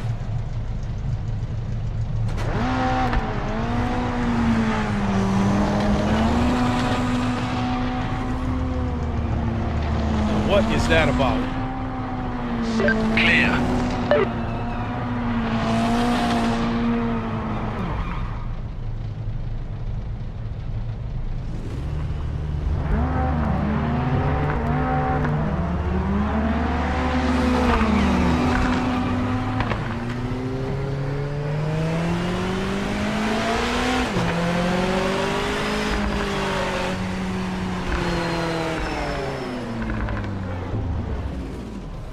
Yeah, I gotta turn the gain up on the force feedback. At Andreas9119 said, "Hey man, just checking in before bedtime here. How's it going, teammate, friend?"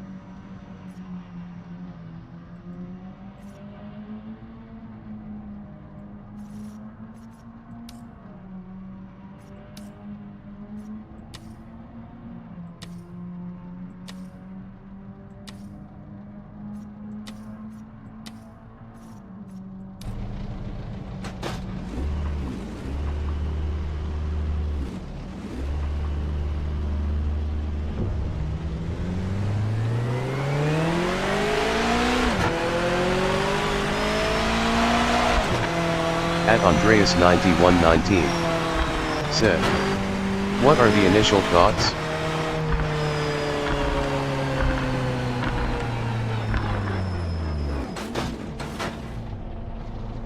I like it. Go back into the pits. I like it. I haven't found, other than how good the cars sound, there's nothing about the game that blows my socks off, but there's nothing about the game that I like absolutely despise either. So I definitely like the game more than I can't even say that. I like the game. I don't dislike it. I like it. And I know I'm going to like it even more once the VR is enabled. And I understand that I'm going to have to deal with some shit, you know, because it's cross-play and then console and stuff like that. And I think once they get a radar, that'll help too. The game doesn't have a radar, but I guess that is what they said is the official response from the developers is they said they're looking into it. No, there is no. Andreas9119 said, "Is it like a full release or early access?" This is supposed to be the full release. Now, I haven't come across any like severe bugs where I'm like, oh, they got to fix that. They got, you know, that's broken. This is going to, The only, I think the biggest negative that I've come across so far would probably be the AI. The AI is a little bit stupid, like everybody's been saying.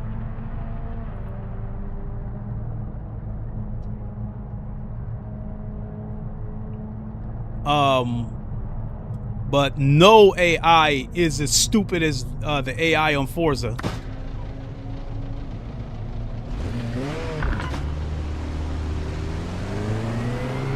All clear.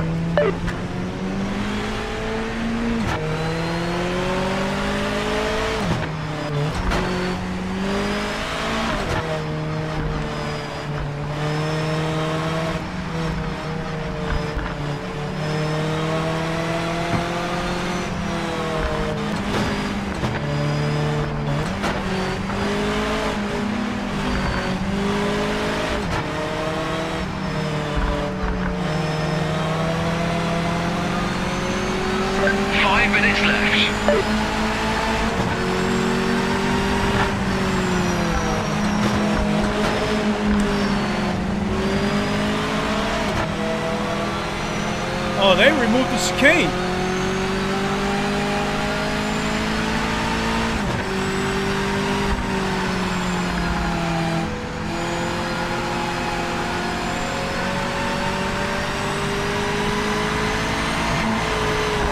At Andreas9119 said, I thought AC1 had the worst.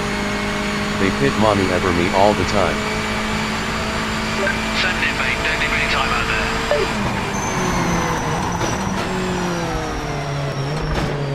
I can count on one hand how many times I played the original set of Corsa probably in the last year.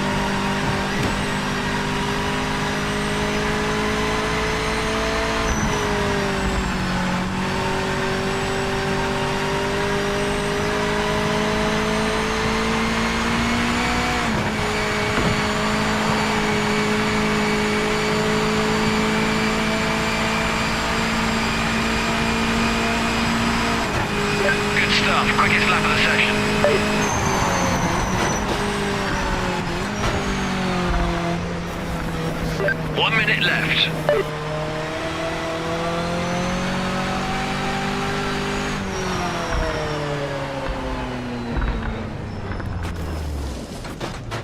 Well, at the moment, I got the fastest lap of the session, so I'll just go ahead and leave it at that and go back to the pits, wait for the race to start.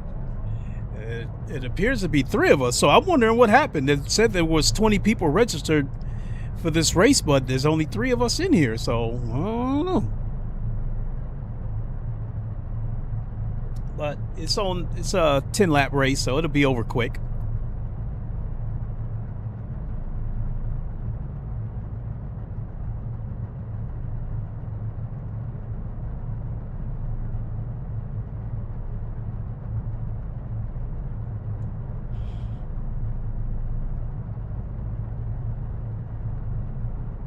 So after tomorrow I work, and then I'm off work until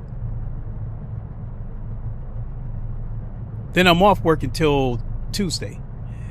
So that's going to give me a lot of time to get some streaming in. So I will definitely be streaming some Le Mans Ultimate, Race Room,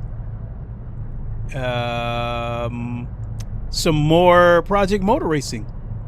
And once again, I think the next time I stream Project Motor Racing, I'll probably do it on my streaming PC, which has a 3070 Ti in it. And then basically all that stream is going to be about is just basically letting you guys know what kind of performance that I'm getting, so you can gauge what you might expect, you know, depending on what your PC is.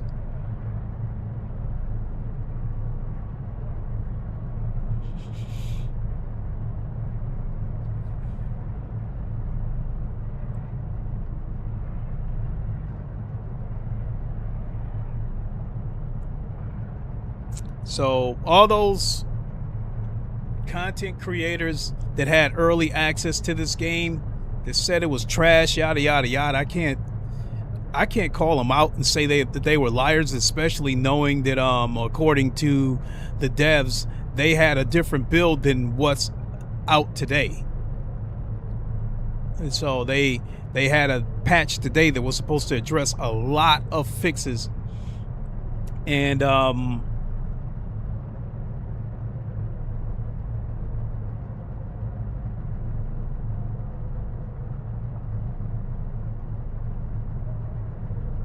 I don't know. I'm feeling like I don't feel like the game launched broken. You know, other than the stupid AI, I don't feel like this game launched broken, and I can't really criticize the AI.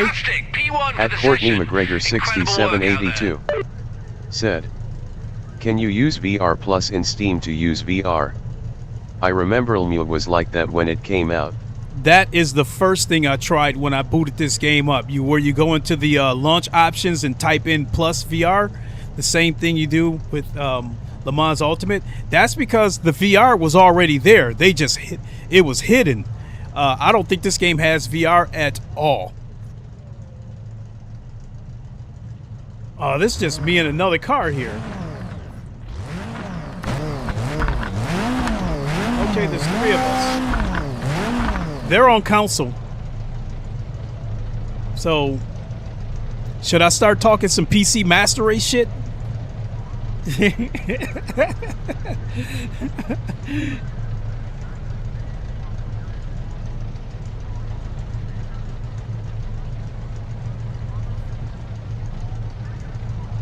Woo.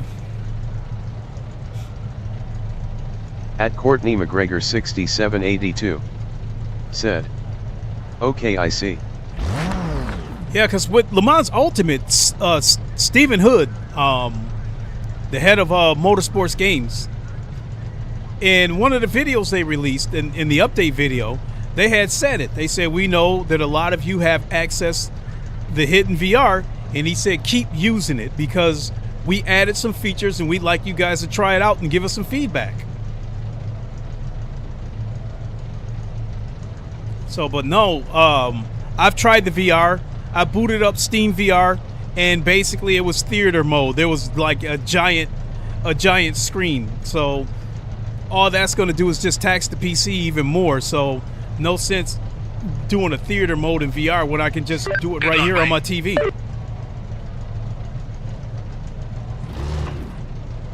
Oh, look at that. He already got hit with a 15-second penalty for jumping the gun.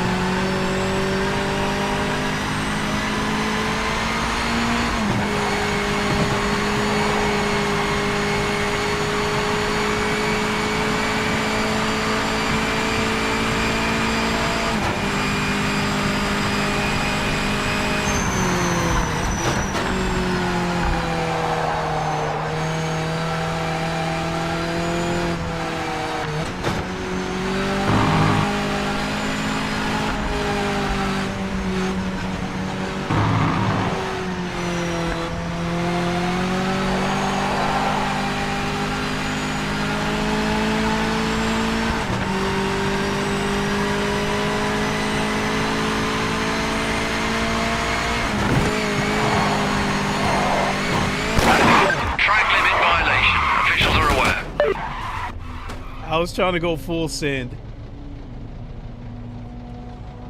I was ready to, I'm ready to quit this race anyway, because it looks like there's only 2 of us in here.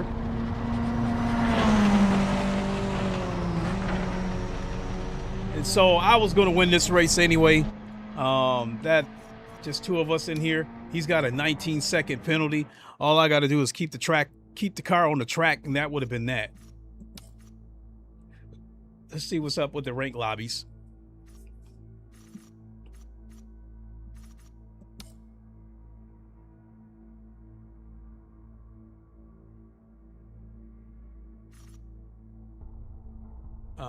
Lexington, no chicane, no chicane.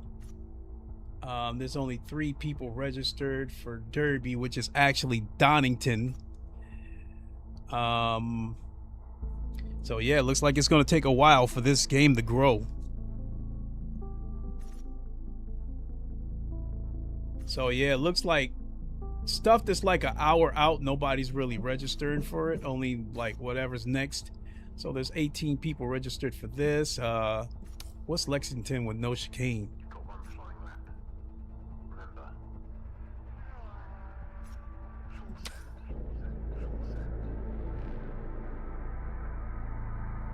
Well, it doesn't show anybody registered. This is weird. If I'm looking at that right, it said 15 people.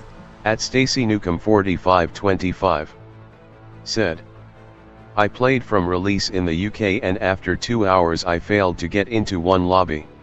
I actually did a race.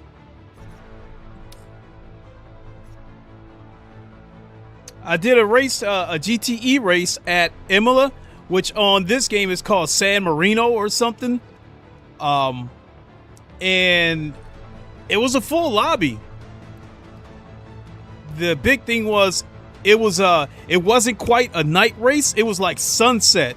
So the sun was coming in and the reflection was hitting the windshield of my car, and it was hard to see corners. And then because it was sunset, it was just dark enough that I couldn't see corners until they were right up on me. So, and then the other thing is that I need my VR. I need to be able to turn my head and look around. But when all is said and done, I know I'm going to like it. Now, what's this?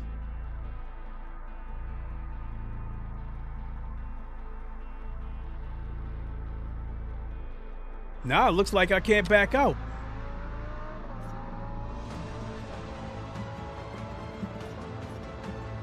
Yeah, it's not letting me back up. At Stacy Newcomb 4525 said, 6 attempts at Mazda Lime Rock, all failed to connect, then 4 others just to check. Now, I just did a social lobby at Lime Rock, but there was only 3 people in there. So I quit it. It wasn't no point in going in there. Now let me back up and see if it lets me back out.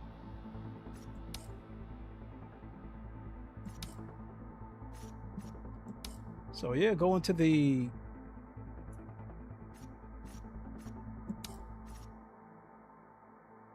I don't know what this is all about. It's only showing.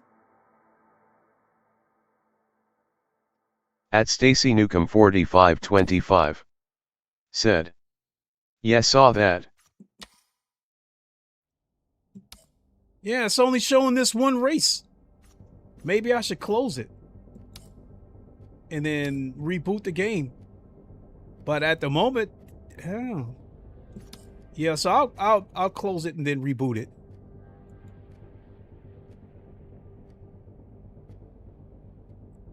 At Stacy Newcomb 4525 said, I'm going to give it a few days then try again. Yeah, looks like the game's trying to freeze up on me. There it is. Now it's stopped. All right, let's try it again.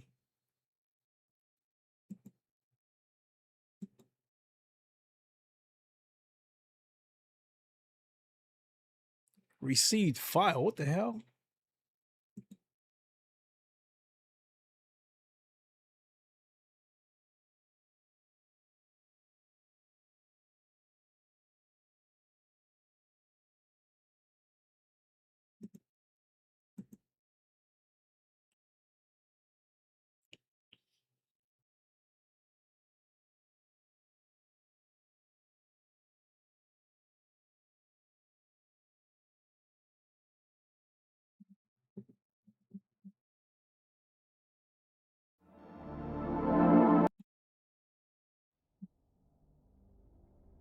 All right, let's see what happens now with the multiplayer.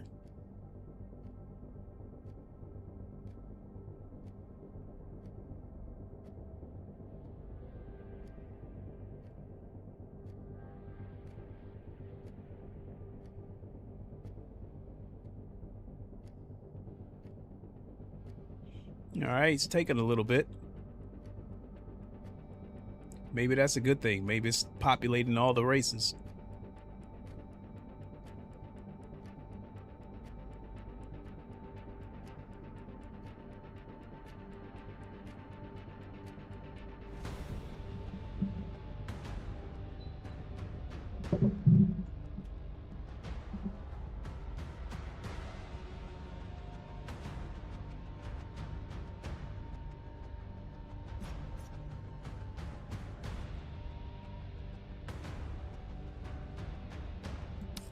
All right, and back out of that.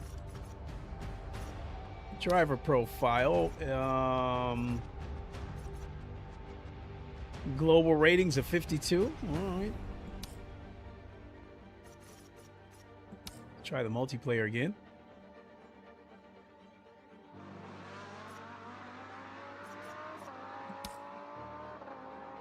There we go.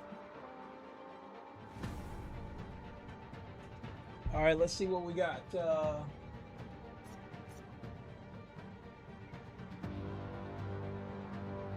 We got 992 trophy.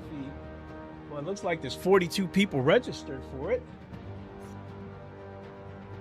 Yeah. Looks like a good amount of people. Yeah, and that's it.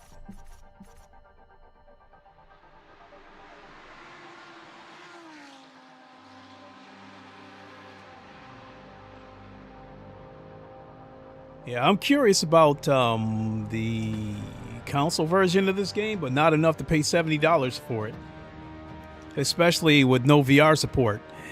They originally said that this game would get VR support, and then they walked it back. And I think that's due to Sony. I think Sony told them not to do it.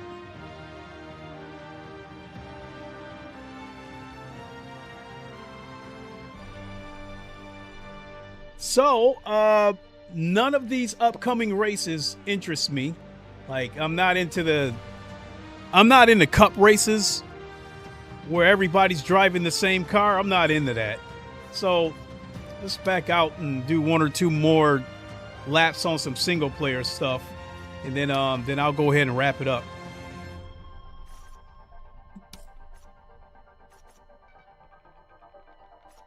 What's the career look like? New career.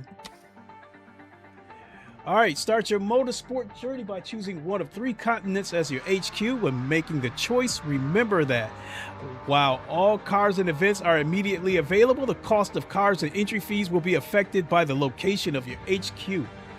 Event travel and repair costs will automatically be deducted after each race weekend, so keep an eye on your expenses. Be aware that aggressive driving or poor finishes won't sustain a professional team for very long. Sponsorships are the lifeblood of your team. Before each session, select the terms that you feel give you the best chance of survival in this tough, unpredictable industry.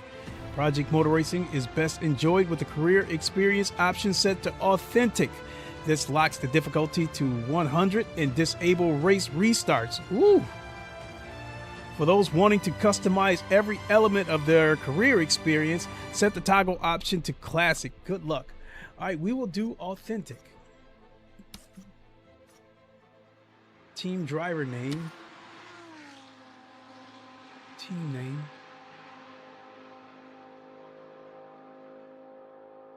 So I'll stick with our team name for Le Mans Ultimate. And we will be called the VR Vikings. So when they get the VR up and running, that's who we will be.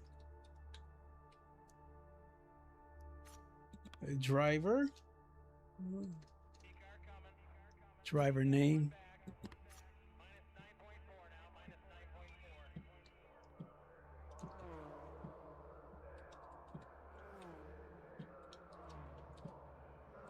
And we will represent North America.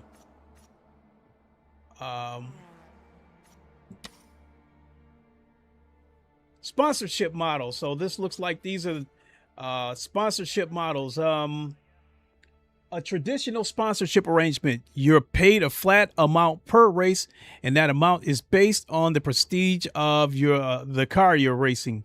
Your performance doesn't matter with this model. You are a rolling billboard, nothing more. This is the safest sponsorship model for racers looking for a predictable influx of cash. Your sponsorship model allows you to select from one of 8 different arrangements to supplement your race winnings. Be sure to select the model that suits your goals and driving style. You can only change it during the off season. Okay, so let's see what the other options are. Competitive. You are paid a slightly higher flat fee per race that's derived from the prestige of the car you're racing, but there's a catch. You're only paid if you finish on the podium. This option is best for consistent drivers who anticipate great results in the upcoming season and desire a predictable payout to balance their books. Your sponsorship model allows you to select from one of 8 different arrangements, yada, yada, yada. Okay, so that's still the same. Ambassador, a model tailored for respectful drivers. You're paid a flat fee per race regardless of your finishing position, so long as you bring the car home with no damage. This model is ideal for drivers who exhibit a great deal of sportsmanship and expect few troubles out on the racetrack. I would like to go that route, but because the AI seems to be stuck on stupid, they're going to hit you. So that's out. Entry fees covered. The brand agrees to pay your championship fee at the start of the season as well as your race entry fee. To compensate for them paying your entry fees up front, the brand takes a pretty major cut of your championship winnings at the conclusion of the season. Ideal for drivers who want to punch above their weight and enter a championship they can't quite afford yet. Okay, that's interesting. Winner. In the event you win the race, the brand matches your earnings. Ideal for ambitious drivers whom winning is habitual.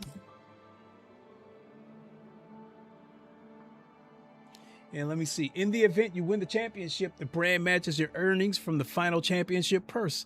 Ideal for drivers who feel the championship is a certainty. Let's see if you have the skills. Let's see if your skills can match your confidence.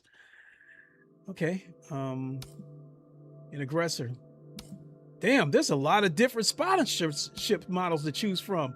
The brand covers the full amount of your damage repair expenses, but you agree to provide some sort of return of investment by handing them a portion of your race winnings, a safety net for drivers who are aware of their aggressive tendencies or are entering a class with an elbows out brand of racing. That's probably going to be the best one.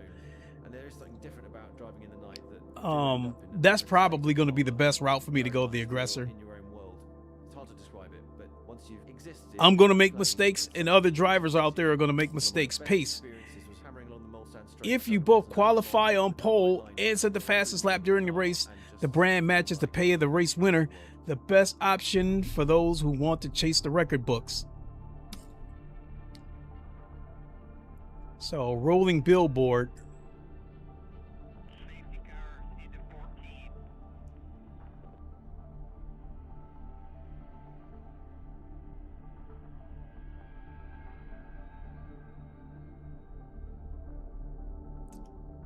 So, but I think with this rolling billboard, I think I still have to pay entry fees, and let me see here. I think they cover the full amount of your damage and repair expenses, but you agreed. See, either that or event fees covered. See, but that doesn't cover damages, though.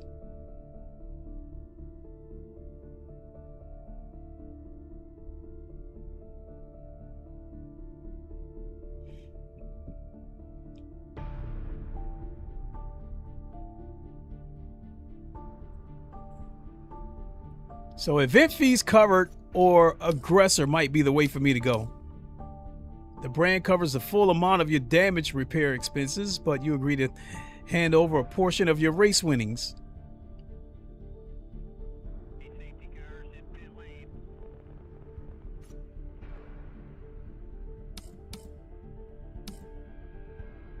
And then right here, they take a pretty major cut of your championship winnings at the conclusion of the season.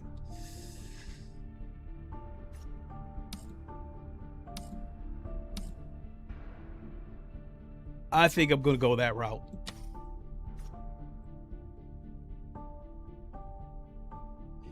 So, let's see here. 2 million.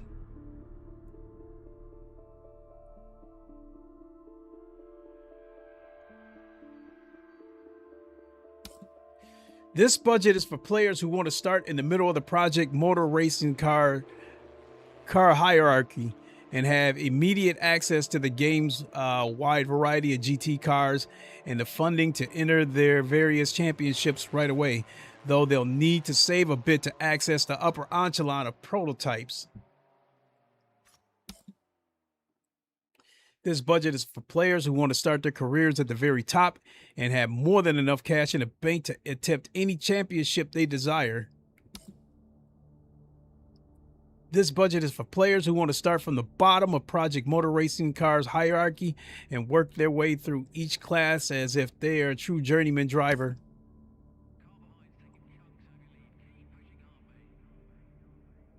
I think we'll go that route. Authentic.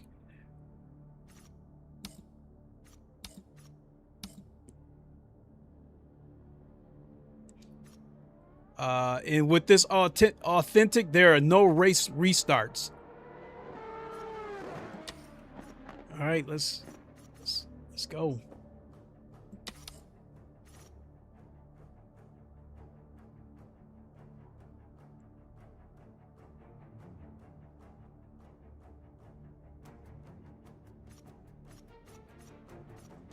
So if I go GT, that Corvette's a little bit cheaper. So the Mustang is the cheapest, and the Corvette is the second cheapest.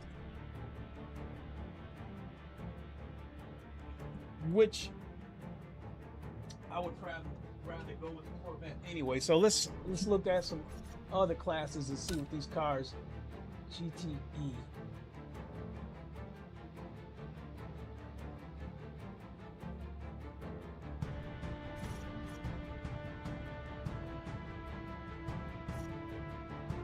Why is it saying 620?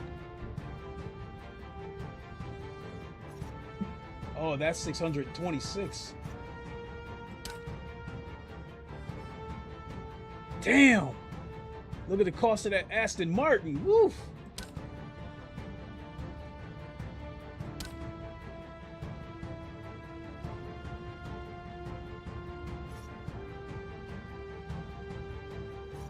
All of them now.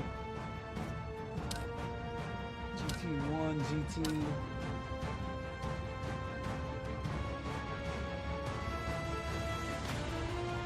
So I don't know if I take this is GTE. Damn, and the C8 is almost 100,000 more.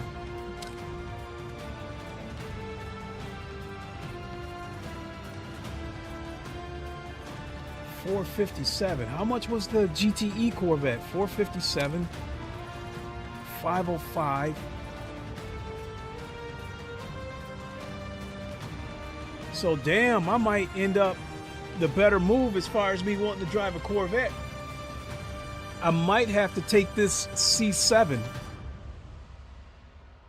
I'm not interested. That Viper is cheap, but I'm not interested in it.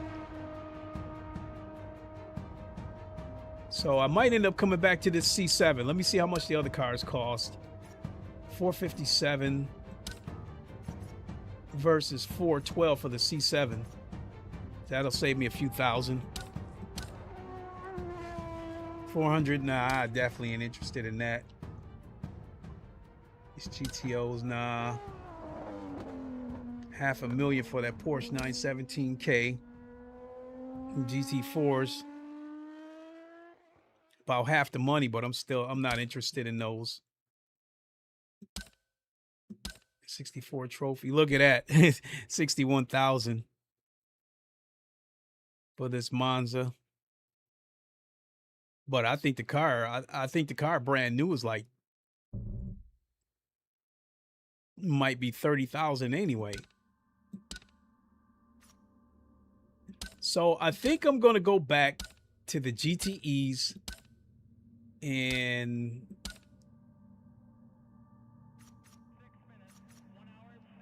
$457. No, so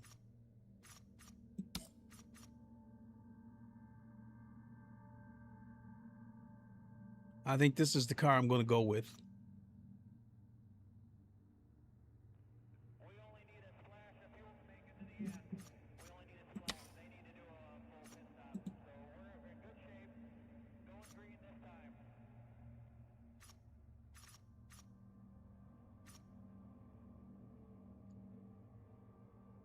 Earning expenses.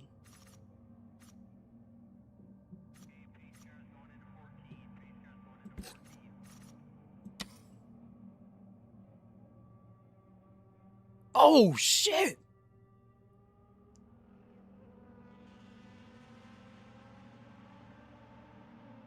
Okay, so this is the World Championship, so it doesn't look like it's one race. Championship purse. 1 million. Only an extra GTE World Championship. The United States GTE Challenge. Oh, you know what? I would be better off going with the United States GTE Challenge. I say that because my headquarters is in North America. And if I go with the GTE World Championship, I got to pay travel expenses depending on what country I go to. And I think the entry fees. So I don't know if that entry fee of $97,000, I don't know if that covers the entire championship, or just one race, which that'd be kind of crazy.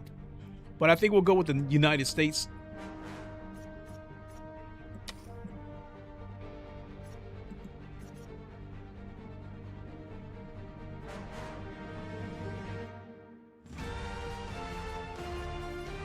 Oh yeah, so there's going to be 5 rounds for this. The first one is at Daytona. It's 12-lap race. Entry fee.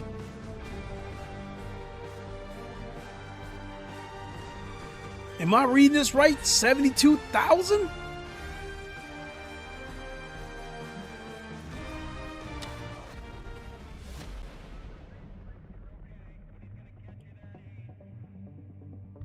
So am I understanding this right, that I paid $97,000 to enter the championship, and then I'm going to have to pay an entry fee per race?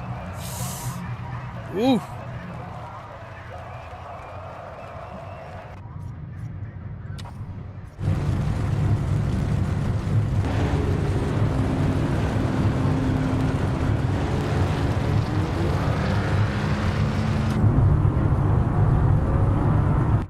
Okay, I got to go to the bathroom, folks. I'll be right back.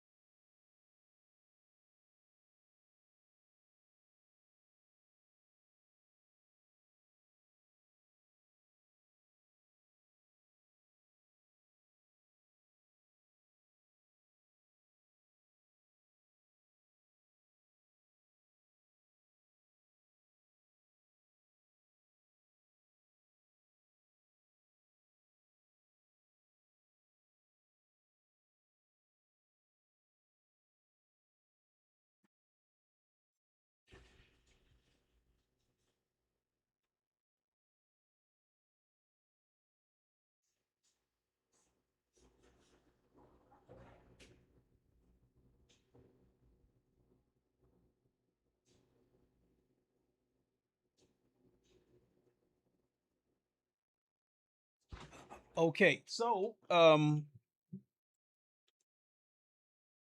based on how this is going to play out, it looks like I'm going to have to get on the podium just to get back my entry fee.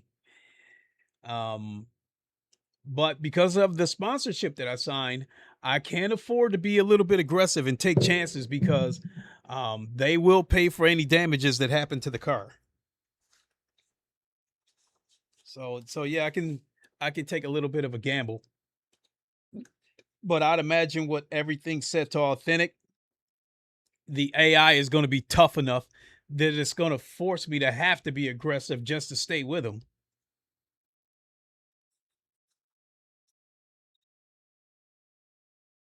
All right, let's see what we got.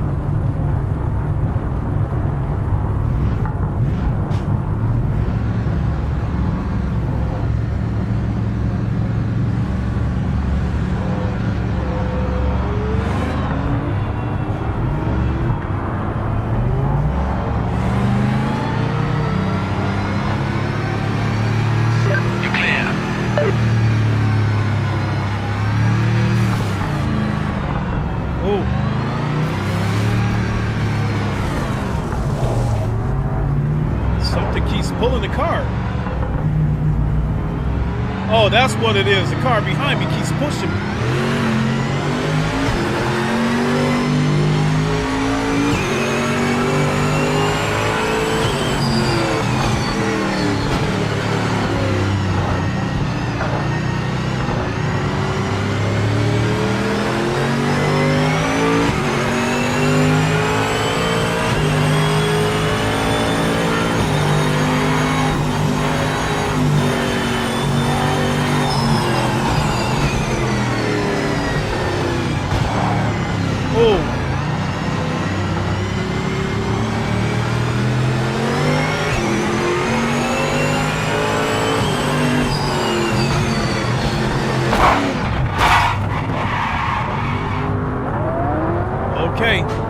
the idiot AI.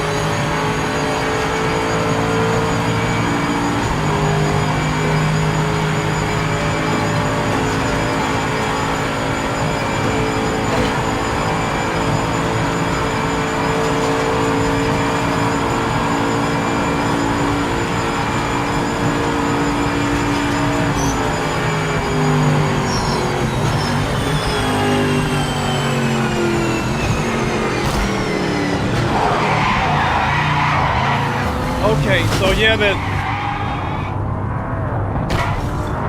yep, the AI stuck on stupid. It plowed right into me.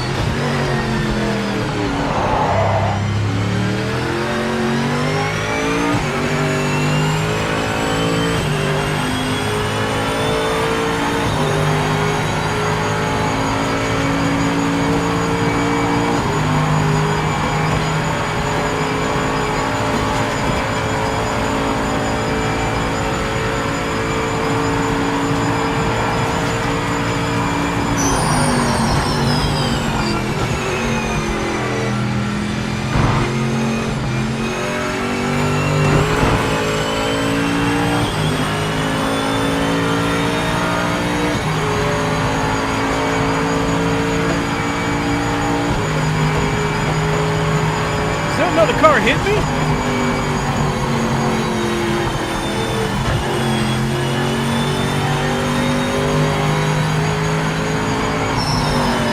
Five minutes to the end. That back end, that felt weird.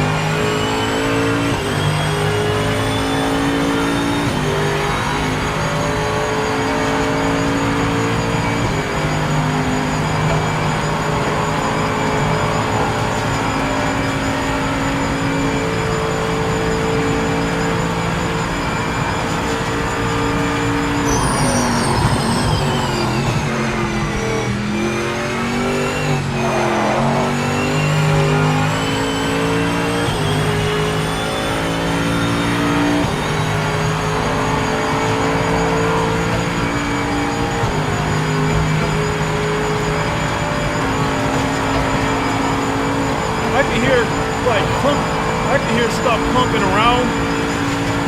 Oh, the wheel.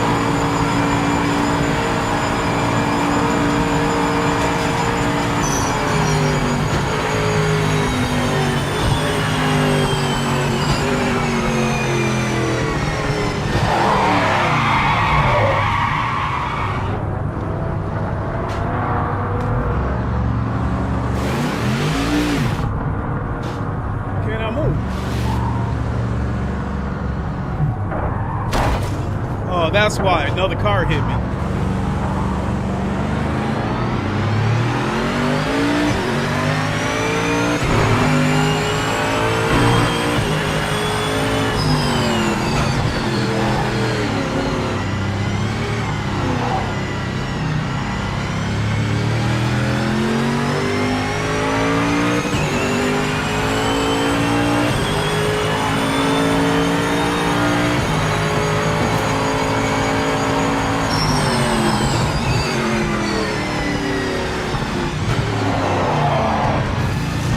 The car, obviously, if you try to downshift into a gear the car thinks you shouldn't be in, it wants to kick out in you.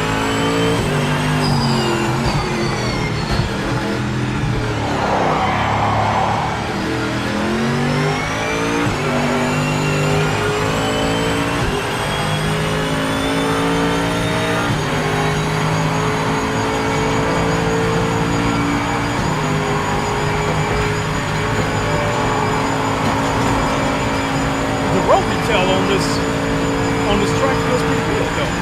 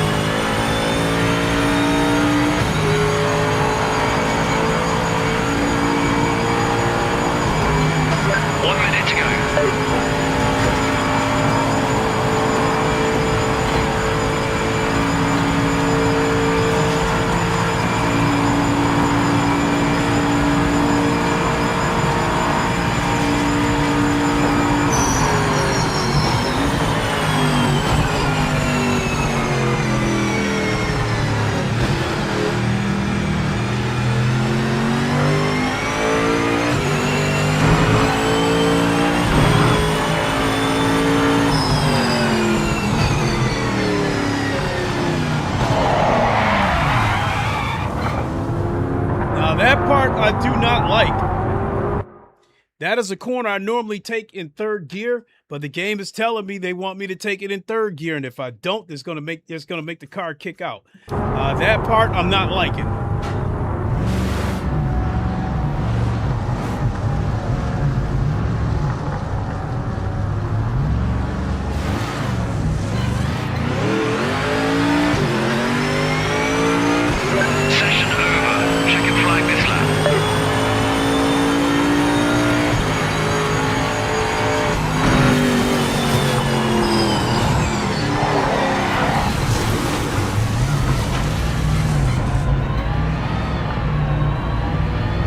Also seems like it doesn't like sudden downshifts either.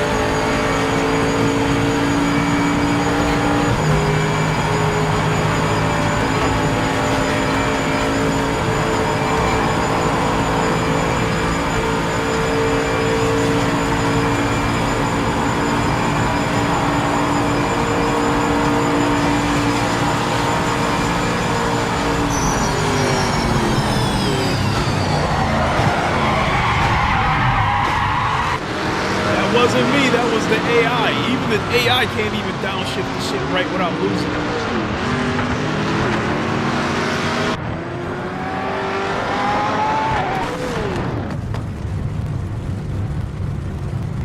Qualifying, oh boy. What time is it? It's 2 o'clock.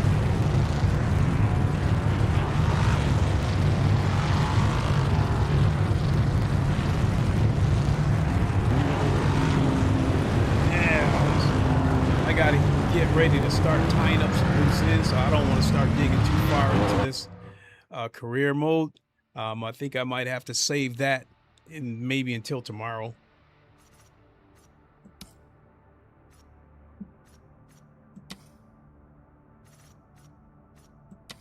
Let's see what we're looking at. Oh shit, I meant to back out.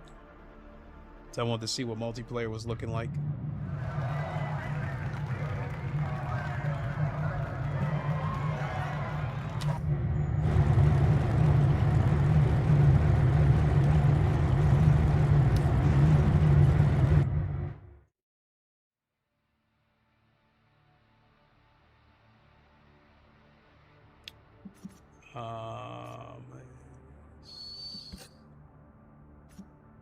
Race weekend.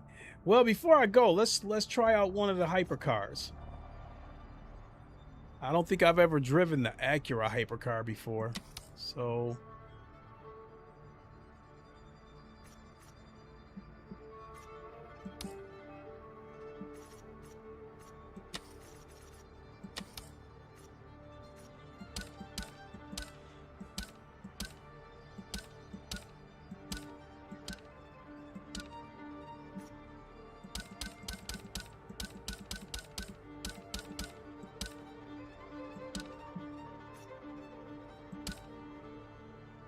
all right, here's the Acura.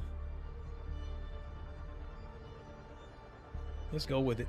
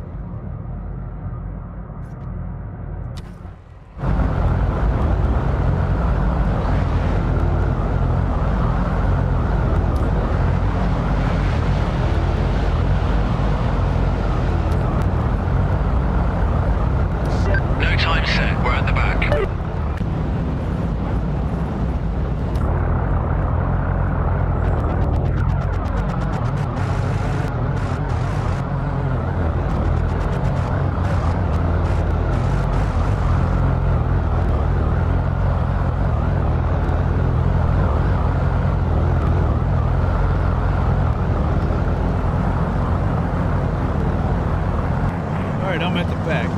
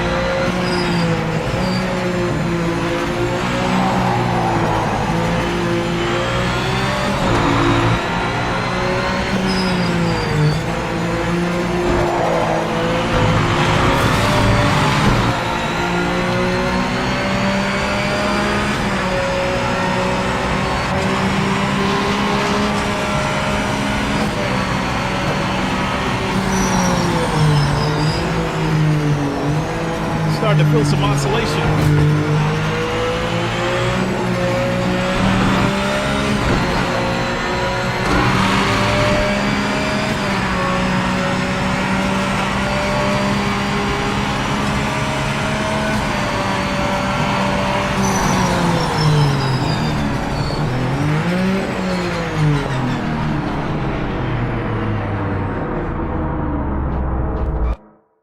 Yeah, I'm starting to feel some oscillation in the wheel, so I'm going to have to go in there and turn the force feedback down.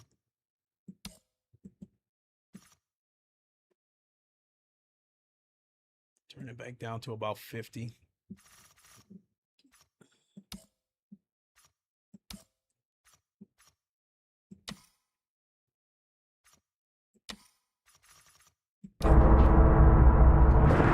Track limit violation confirmed by officials.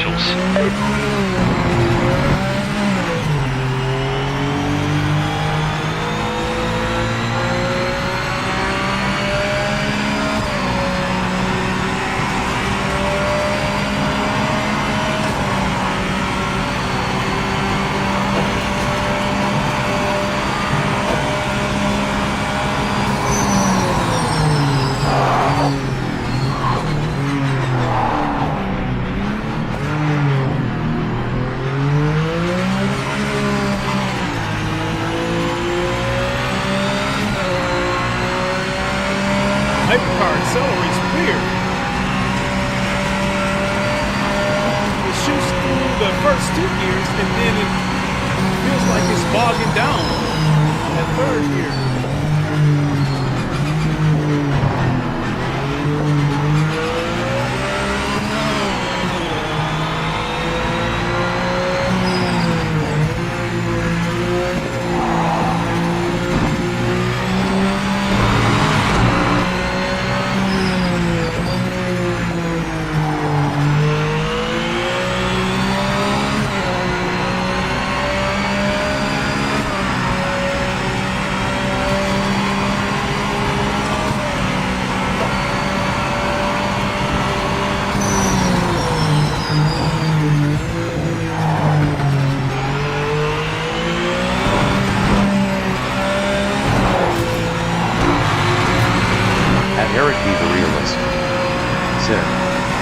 What's up, Lincoln? Mr. Realist, a long lost brother, how you doing?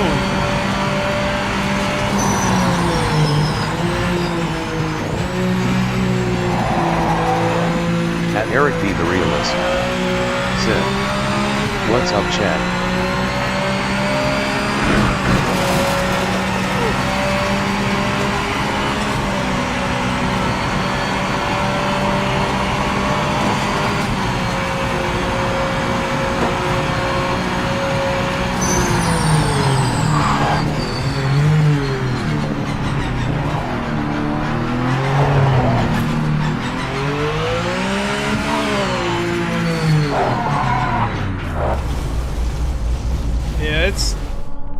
At Eric B. the Realist said, how is the game so far?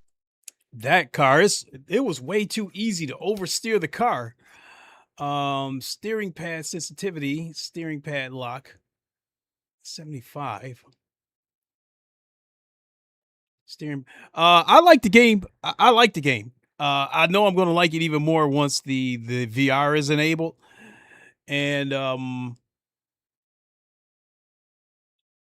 And I think other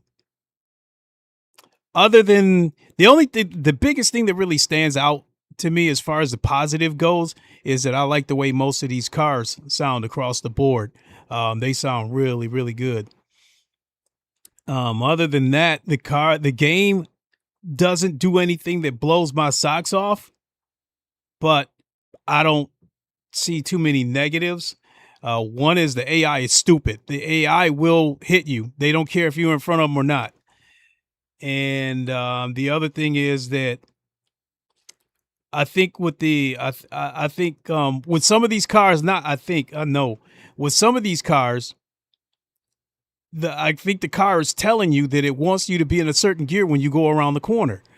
So there is some corners where I normally go around where I'm normally in second gear, but the car is telling me it wants me to be in third.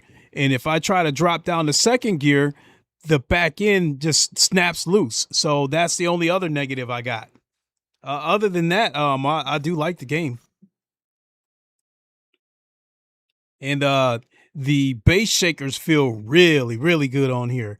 Now, the first time I tried this game with just my wheelbase alone, it felt like a belt-driven wheel rather than a direct drive wheel. The small details, like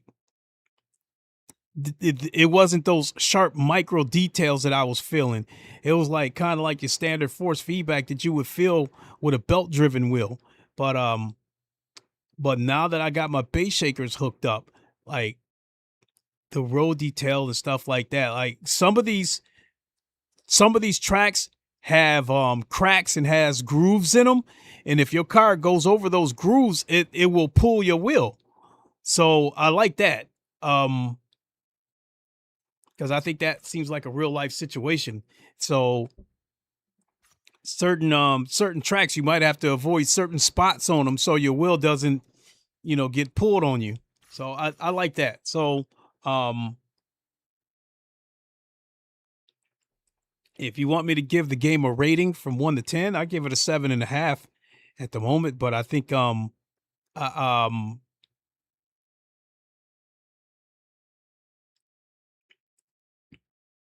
give it a couple of more points once we get the VR. But it's not a bad game, and I think for the content that you get a lot of cars, a decent amount of tracks. I would like to see a couple of more tracks on here, like Circuit de la Sarthe being one of them. I don't know if they'll be able to get Long Beach, but I'd like to see that track on here too. But yeah, they got a good amount of tracks, a good amount of cars too. At Eric B. the Realist said, "How is the career mode?" So I was just, before you came in, I started the career mode. And when you start up the career mode, naturally you select your team name and all that stuff. And then you pick your sponsorship, and you could go with the very bottom, which is called like a rolling billboard, where it doesn't matter where you finish. You're just out there basically advertising a car, and so then there's other sponsorships where if you win, the sponsorships might take a piece of that money, because when you pick your car, the game, you start your budget. I chose a budget of $650,000, so it puts me like right in the middle. And I bought a Corvette C7 for like $412,000. So that left me with like $200,000 left for my budget. And you still have to pay entry fees to races, and you still have to pay for damage to your cars. So, but the sponsorship that I signed, the sponsors will pay for any damage that happens to my car, but in return, at the end of the season, they'll take a chunk of my championship money. So it's so I think that's there's no cutscenes or anything like that. You just go in and select your budget, what kind of sponsorships you want, and then it's like any other racing game. You get in there and practice and stuff. But yeah, the AI, because of how stupid the AI is, I thought it would be a good idea to go with a sponsorship where they pay for any damage that happens to the car. So these hypercars, at least with this one, I'm not a fan of it. It seems too easy for the car to come loose. It doesn't have traction control, and I don't think it has ABS either, which I don't care about the At ABS Eric B. part. the Realist said, "Do you have to pay for anything after you purchase the game?" Well, I bought the base game for $60, and myself, normally I would have waited until the VR was released. But the reason why I bought it day one is because they give you the GTE class as a pre-order bonus. So they give you 6 GTE cars. And At Eric B. the Realist said, is lobby racing free? yeah, there's no subscriptions like, you know, like iRacing or shit, any shit like that. No, it's free. You know, and I can go back and show you the lobbies real quick.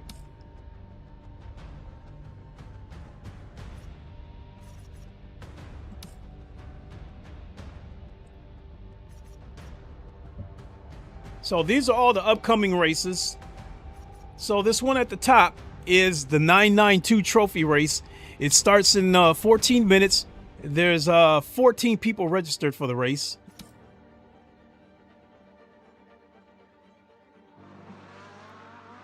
And I think this is the leaderboard that I'm looking at, not how many people are registered. And then right here, you got the MX trophy race, the MX5. 12 people registered for that race. And then you go scroll down and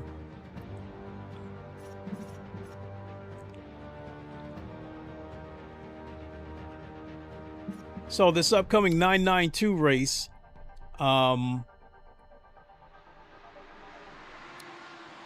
this is in 13 minutes. And this is the 992 trophy, so I'll just give you a look to see what car. Which, not a bad looking car.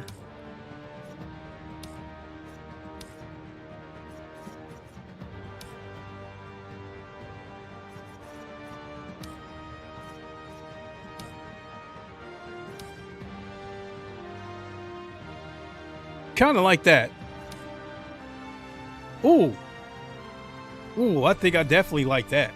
At Eric B. the Realist said, how are the GT3 cars? Now, as far as audio goes, I love just about all these cars across the board. I love the way all these cars sound. I haven't come across a car yet where I thought the car sounded like dog shit. As far as the car classes that I've monkeyed around with, I've tried GT3, GTE, GT1, the hypercars, the Mazda MX-5, and all these cars handle differently. And with some of these cars,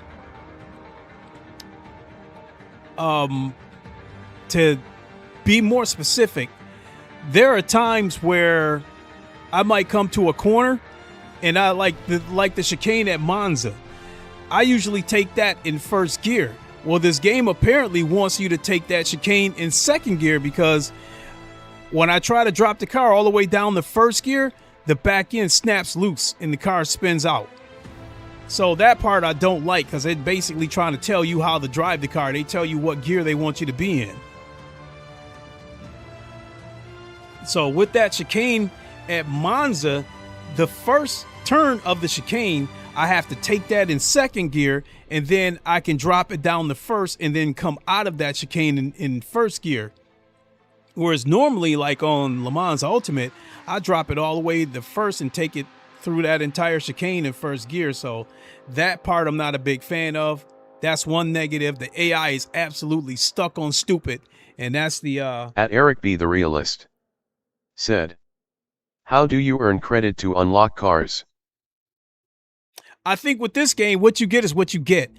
In terms of unlocking cars, I think like maybe that's in the career mode, depending on what your budget is. And as you earn more money and stuff like that, you can buy more cars. But from what I'm seeing, there's what you get is what you get. There doesn't seem to be any cars that you have to rank up to unlock or anything like that. So you get a lot of cars. Let me see if it'll let me go in. Let me see if it'll let me go in and practice.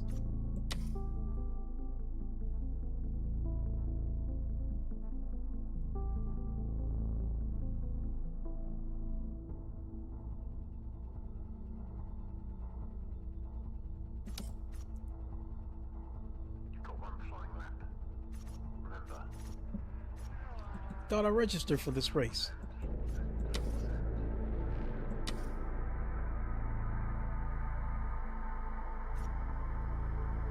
Yeah, it doesn't seem to let you register for a race. I mean, you can register for the race, but it doesn't seem to let you get some practice. So I guess like you have to wait for the session to open up.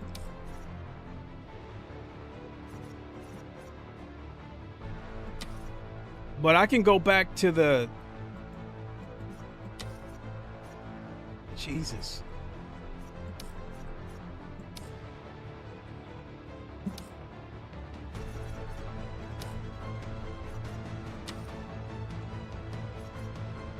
So yeah, going through the classes real quick. Again, you get 1, 2, 3, 4. I think you got like 9 hypercars to choose from. 1, 2, 3, 4, 5, 6, 7, 8. At Eric B the Realist said, I heard the GT3 cars wasn't good over here.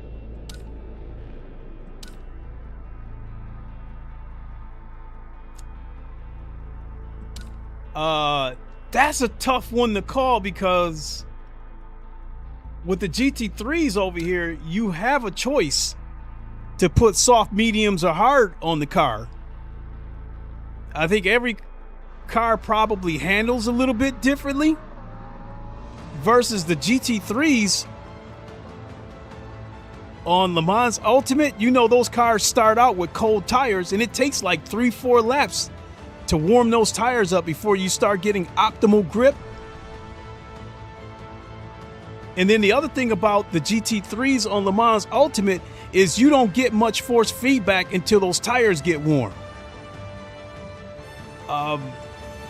So I don't know. I mean, I'll do a couple of quick laps. Already tried the Acura once because I wanted to hear how some of these cars sound. So yeah, I'll hop in one of these GT3s and do a couple of laps. Do you have a preference what GT3 you want me to use? So you got 1, 2, 3, 4, 5, 6, 7, 8, 9, 10 GT3s to choose from. So if you have a particular GT3 you want me to try, because as of right now, as far as the GT3 goes, I think this NSX is the only, this Acura NSX is the only car that I've tried so far. Actually, I might have tried the Corvette C06. But yeah, if you got a car you want me to try. Because you can get into a rhythm, really get into quite a special zone, and there is something different about driving in the night that you do end up in a different. At Eric B the Realist said, don't matter. But once you've existed Okay. in that plane, it's something that really touches you. One of my best experiences was hammering along the Mulsanne straight at 200 miles an hour at Le Mans with that white line just disappearing through the middle of the car and just feeling like I was in the best place in the world. Go with the ever popular Spa.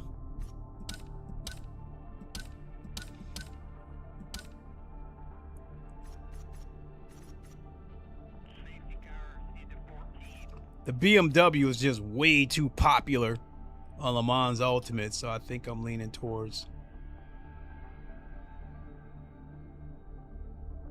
I think I'll either try the Mustang or the AMG, because I guess today I'm in the mood for hearing some roar. I'm in the mood for hearing some V8s.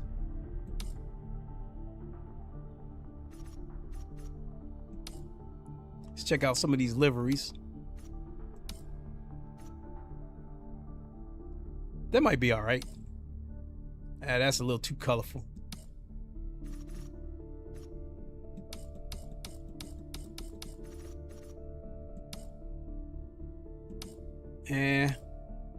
Yeah, I think I'll go with this one. I like that. I think I like that one.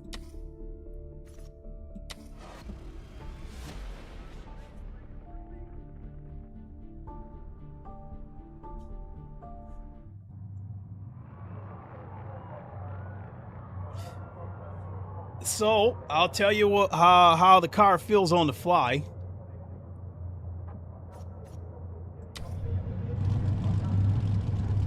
At Eric B the Realist said, hopefully the game will do good, especially because it's cross-platform. At some point, I'm probably going to turn the crossplay off I did do one race earlier, a ranked race earlier, and there was wrecks all over the place. But I'm not gonna blame it 100% on the console, guys, because it was also like a night race. It was dark and hard to see. So I'll do a practice lap and then I'll do an actual race.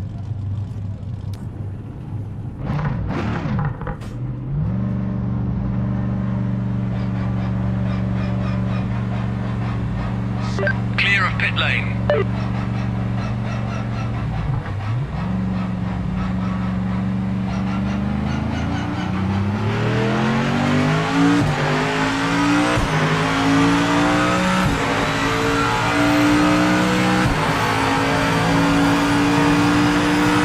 Eric B. the Realist said, okay.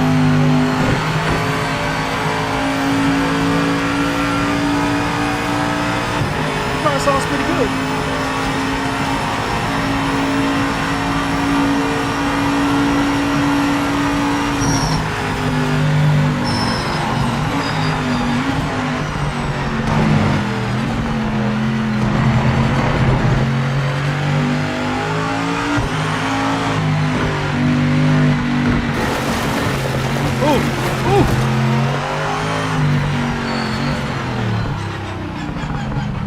When you go into that gravel, the car wants to pull you off the track. When I went into the gravel, I could feel the steering trying to pull to the left, and it was trying to pull me completely into the gravel.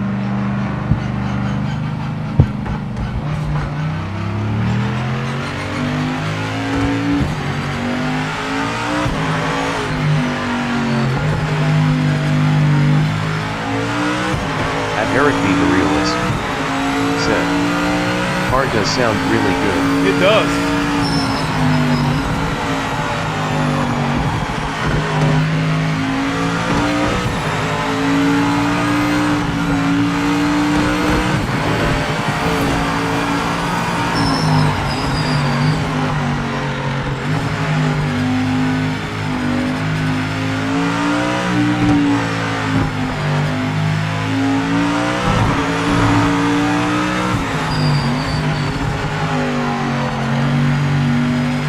Eric B. the Realist said, sounds aggressive. Yeah, I like it.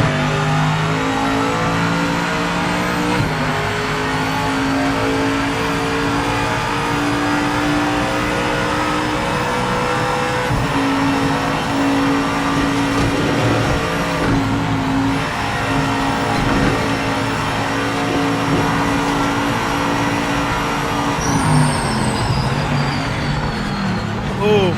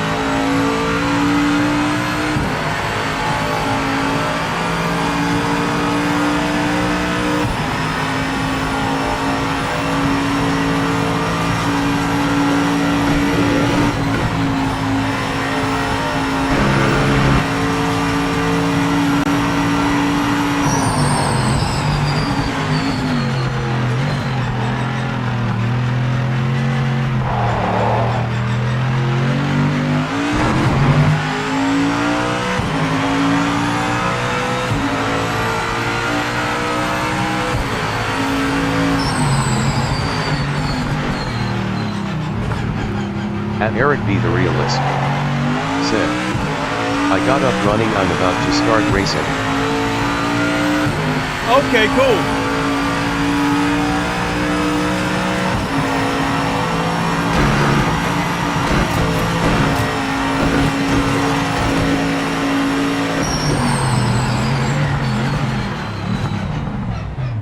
Okay, so one other thing I'm starting to find out about this game is when you downshift, if you're gonna downshift quick, boom, boom, boom, boom, boom, it seems like you got to do it in a straight line, because if you do it while you're going around a corner, that seems to contribute to the car snapping loose.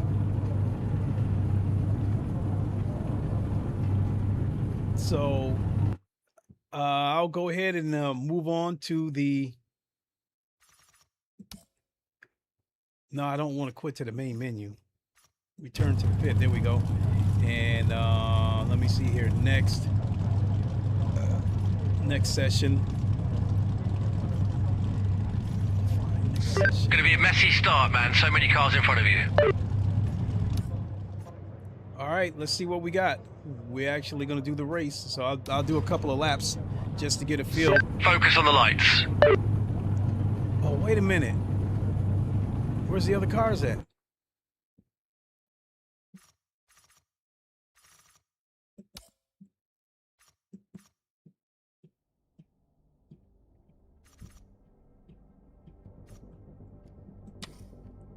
Oh.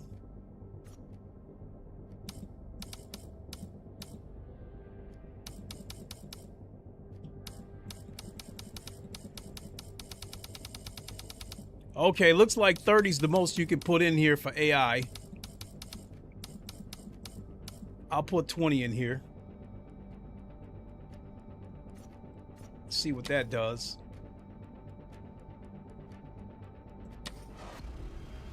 And then I'll skip straight to the race and see what happens.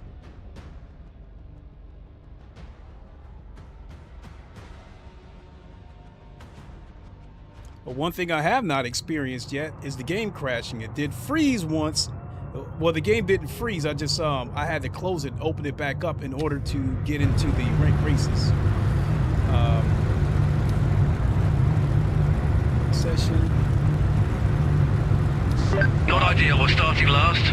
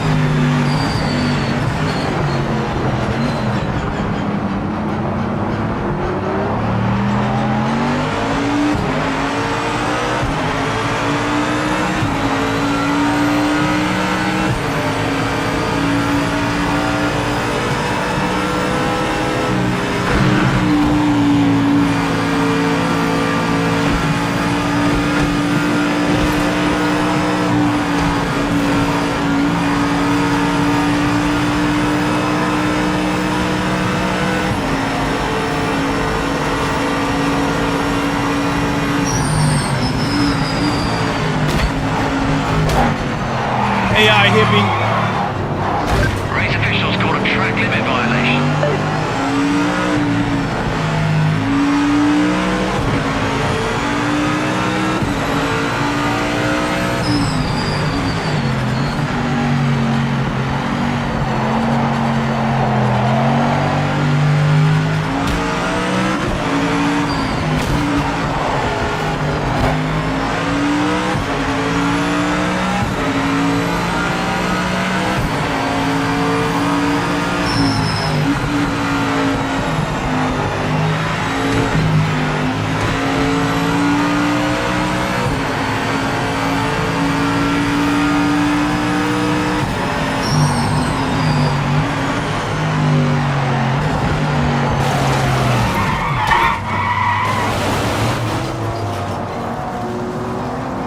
Looks like it might have some serious damage.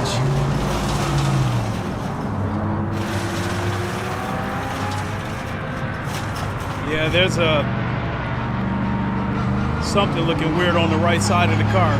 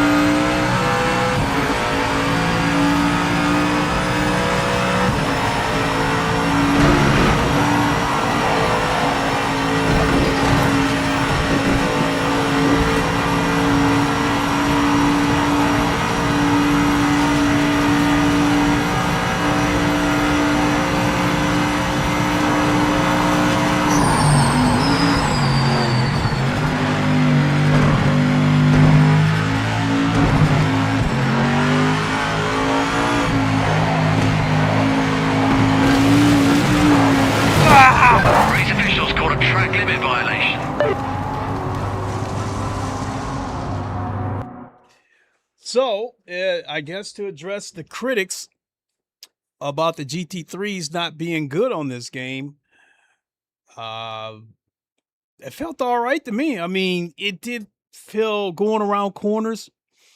It did feel a little bit automobile listed 2-ish. So it did feel a little bit slidey, floaty. But I'm used to that with automobile listed 2, and I'm okay with that. So if you don't like the physics of automobile listed 2, You may not like the physics of the GT3 in this game, but if you're okay with the physics of Automobilista 2, then you'll be okay with the physics of this game.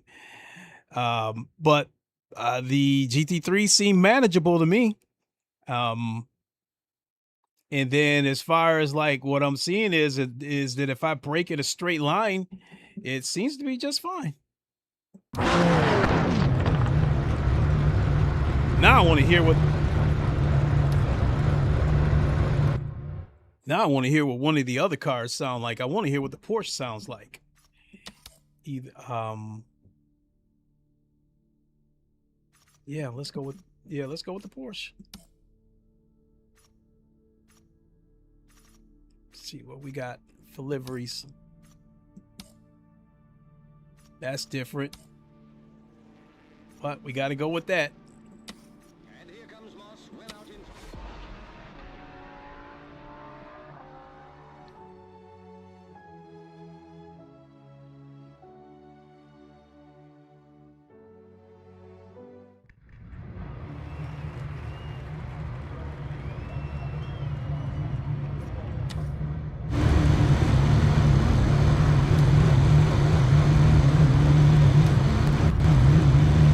Lots of cars to pass, just get... All right, we're in the back.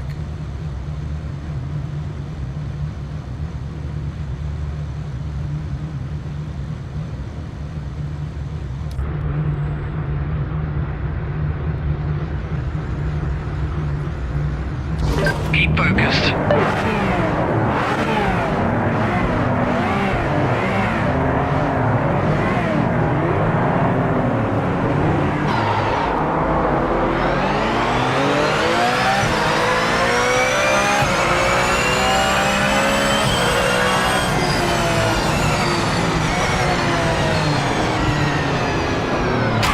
Oh.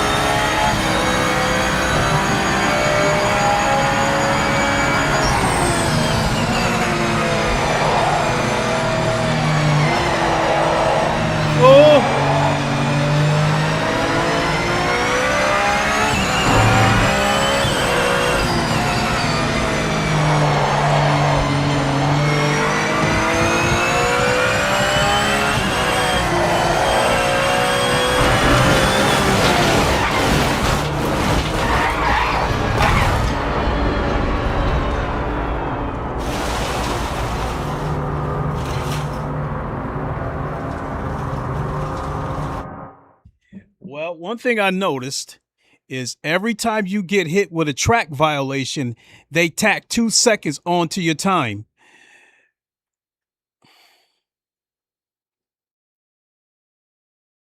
I can see situations where you can make that work for you and against you. Because if you commit the violation, you're going to be punished for it. At the end of the race, looks like it's going to be tacked onto your time. So unlike Le Mans Ultimate, where you accumulate points to where you build up a drive-through, it looks to me like they tack the time on like 2 seconds, and they're going to add it to your time at the end of the race. So if you end up finishing and you beat a car by 2 seconds, but you accumulated 10 seconds worth of penalties, it's probably going to drop you down quite a few spots. So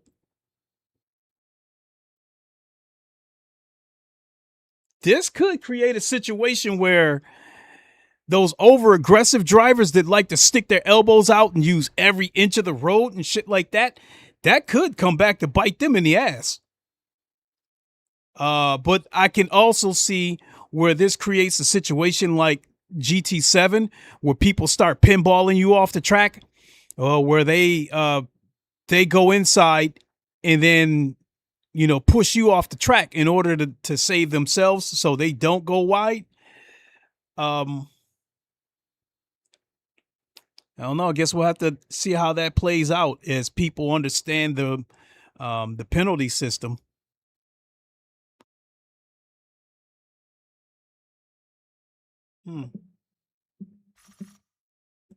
That Porsche sounds pretty good. Now, as far as like overall Porsches, nobody beats the Porsche 911 RSR on Le Mans. I mean, not on Automobile Lista 2, the GTE Porsche. But as far as these GT3 Porsches goes, as crazy as it sounds, I think I might like the Porsche on Rennsport the most, and this one might come a close second.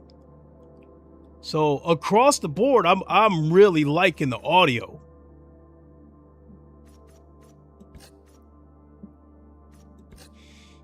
Let's see what multiplayer looks like.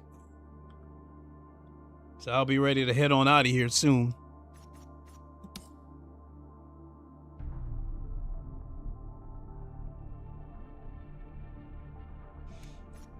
So we're back to the GTE.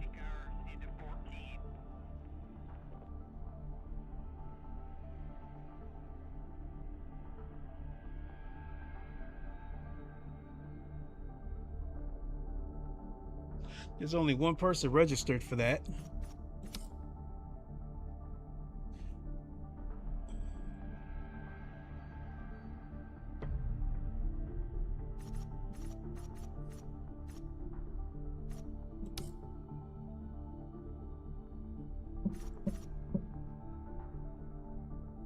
So yeah, it doesn't look like they got much crowd participation at the moment.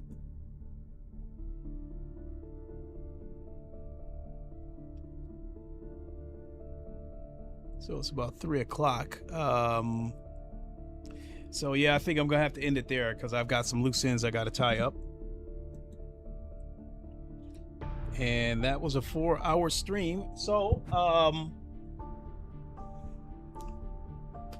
game runs good. Didn't crash on me. But my computer's a beast, so I kind of expected it.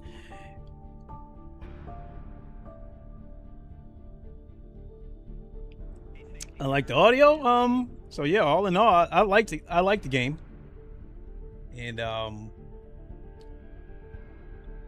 yeah, I'll work it into my lineup. I'll just be, happy once we get the VR. So I don't know if I'll be back tonight. I've got a couple of loose ends I got to tie up, but I will definitely be back tomorrow because after tomorrow, I'm off work till Tuesday, so it's going to be a 5-day weekend. It's going to be glorious.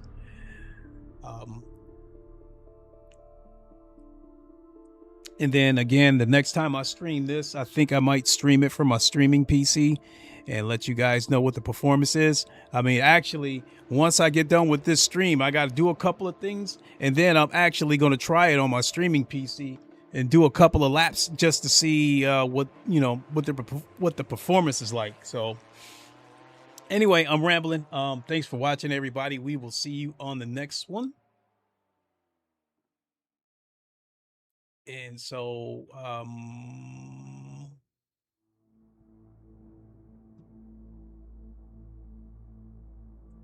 I think to put a bow on this,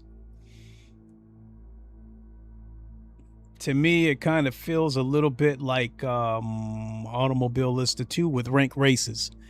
I think this is probably what Automobile Lister 2 should have been, because Automobile Lister 2 has a lot of cars, a lot of tracks. All the cars sound good. It's just missing that online, that ranked racing component. So, all right, that's going to do it. Thanks for watching, everybody. We will see you on the next one. Until then, you all know the line. Wakanda forever. Long live the king, and deuces.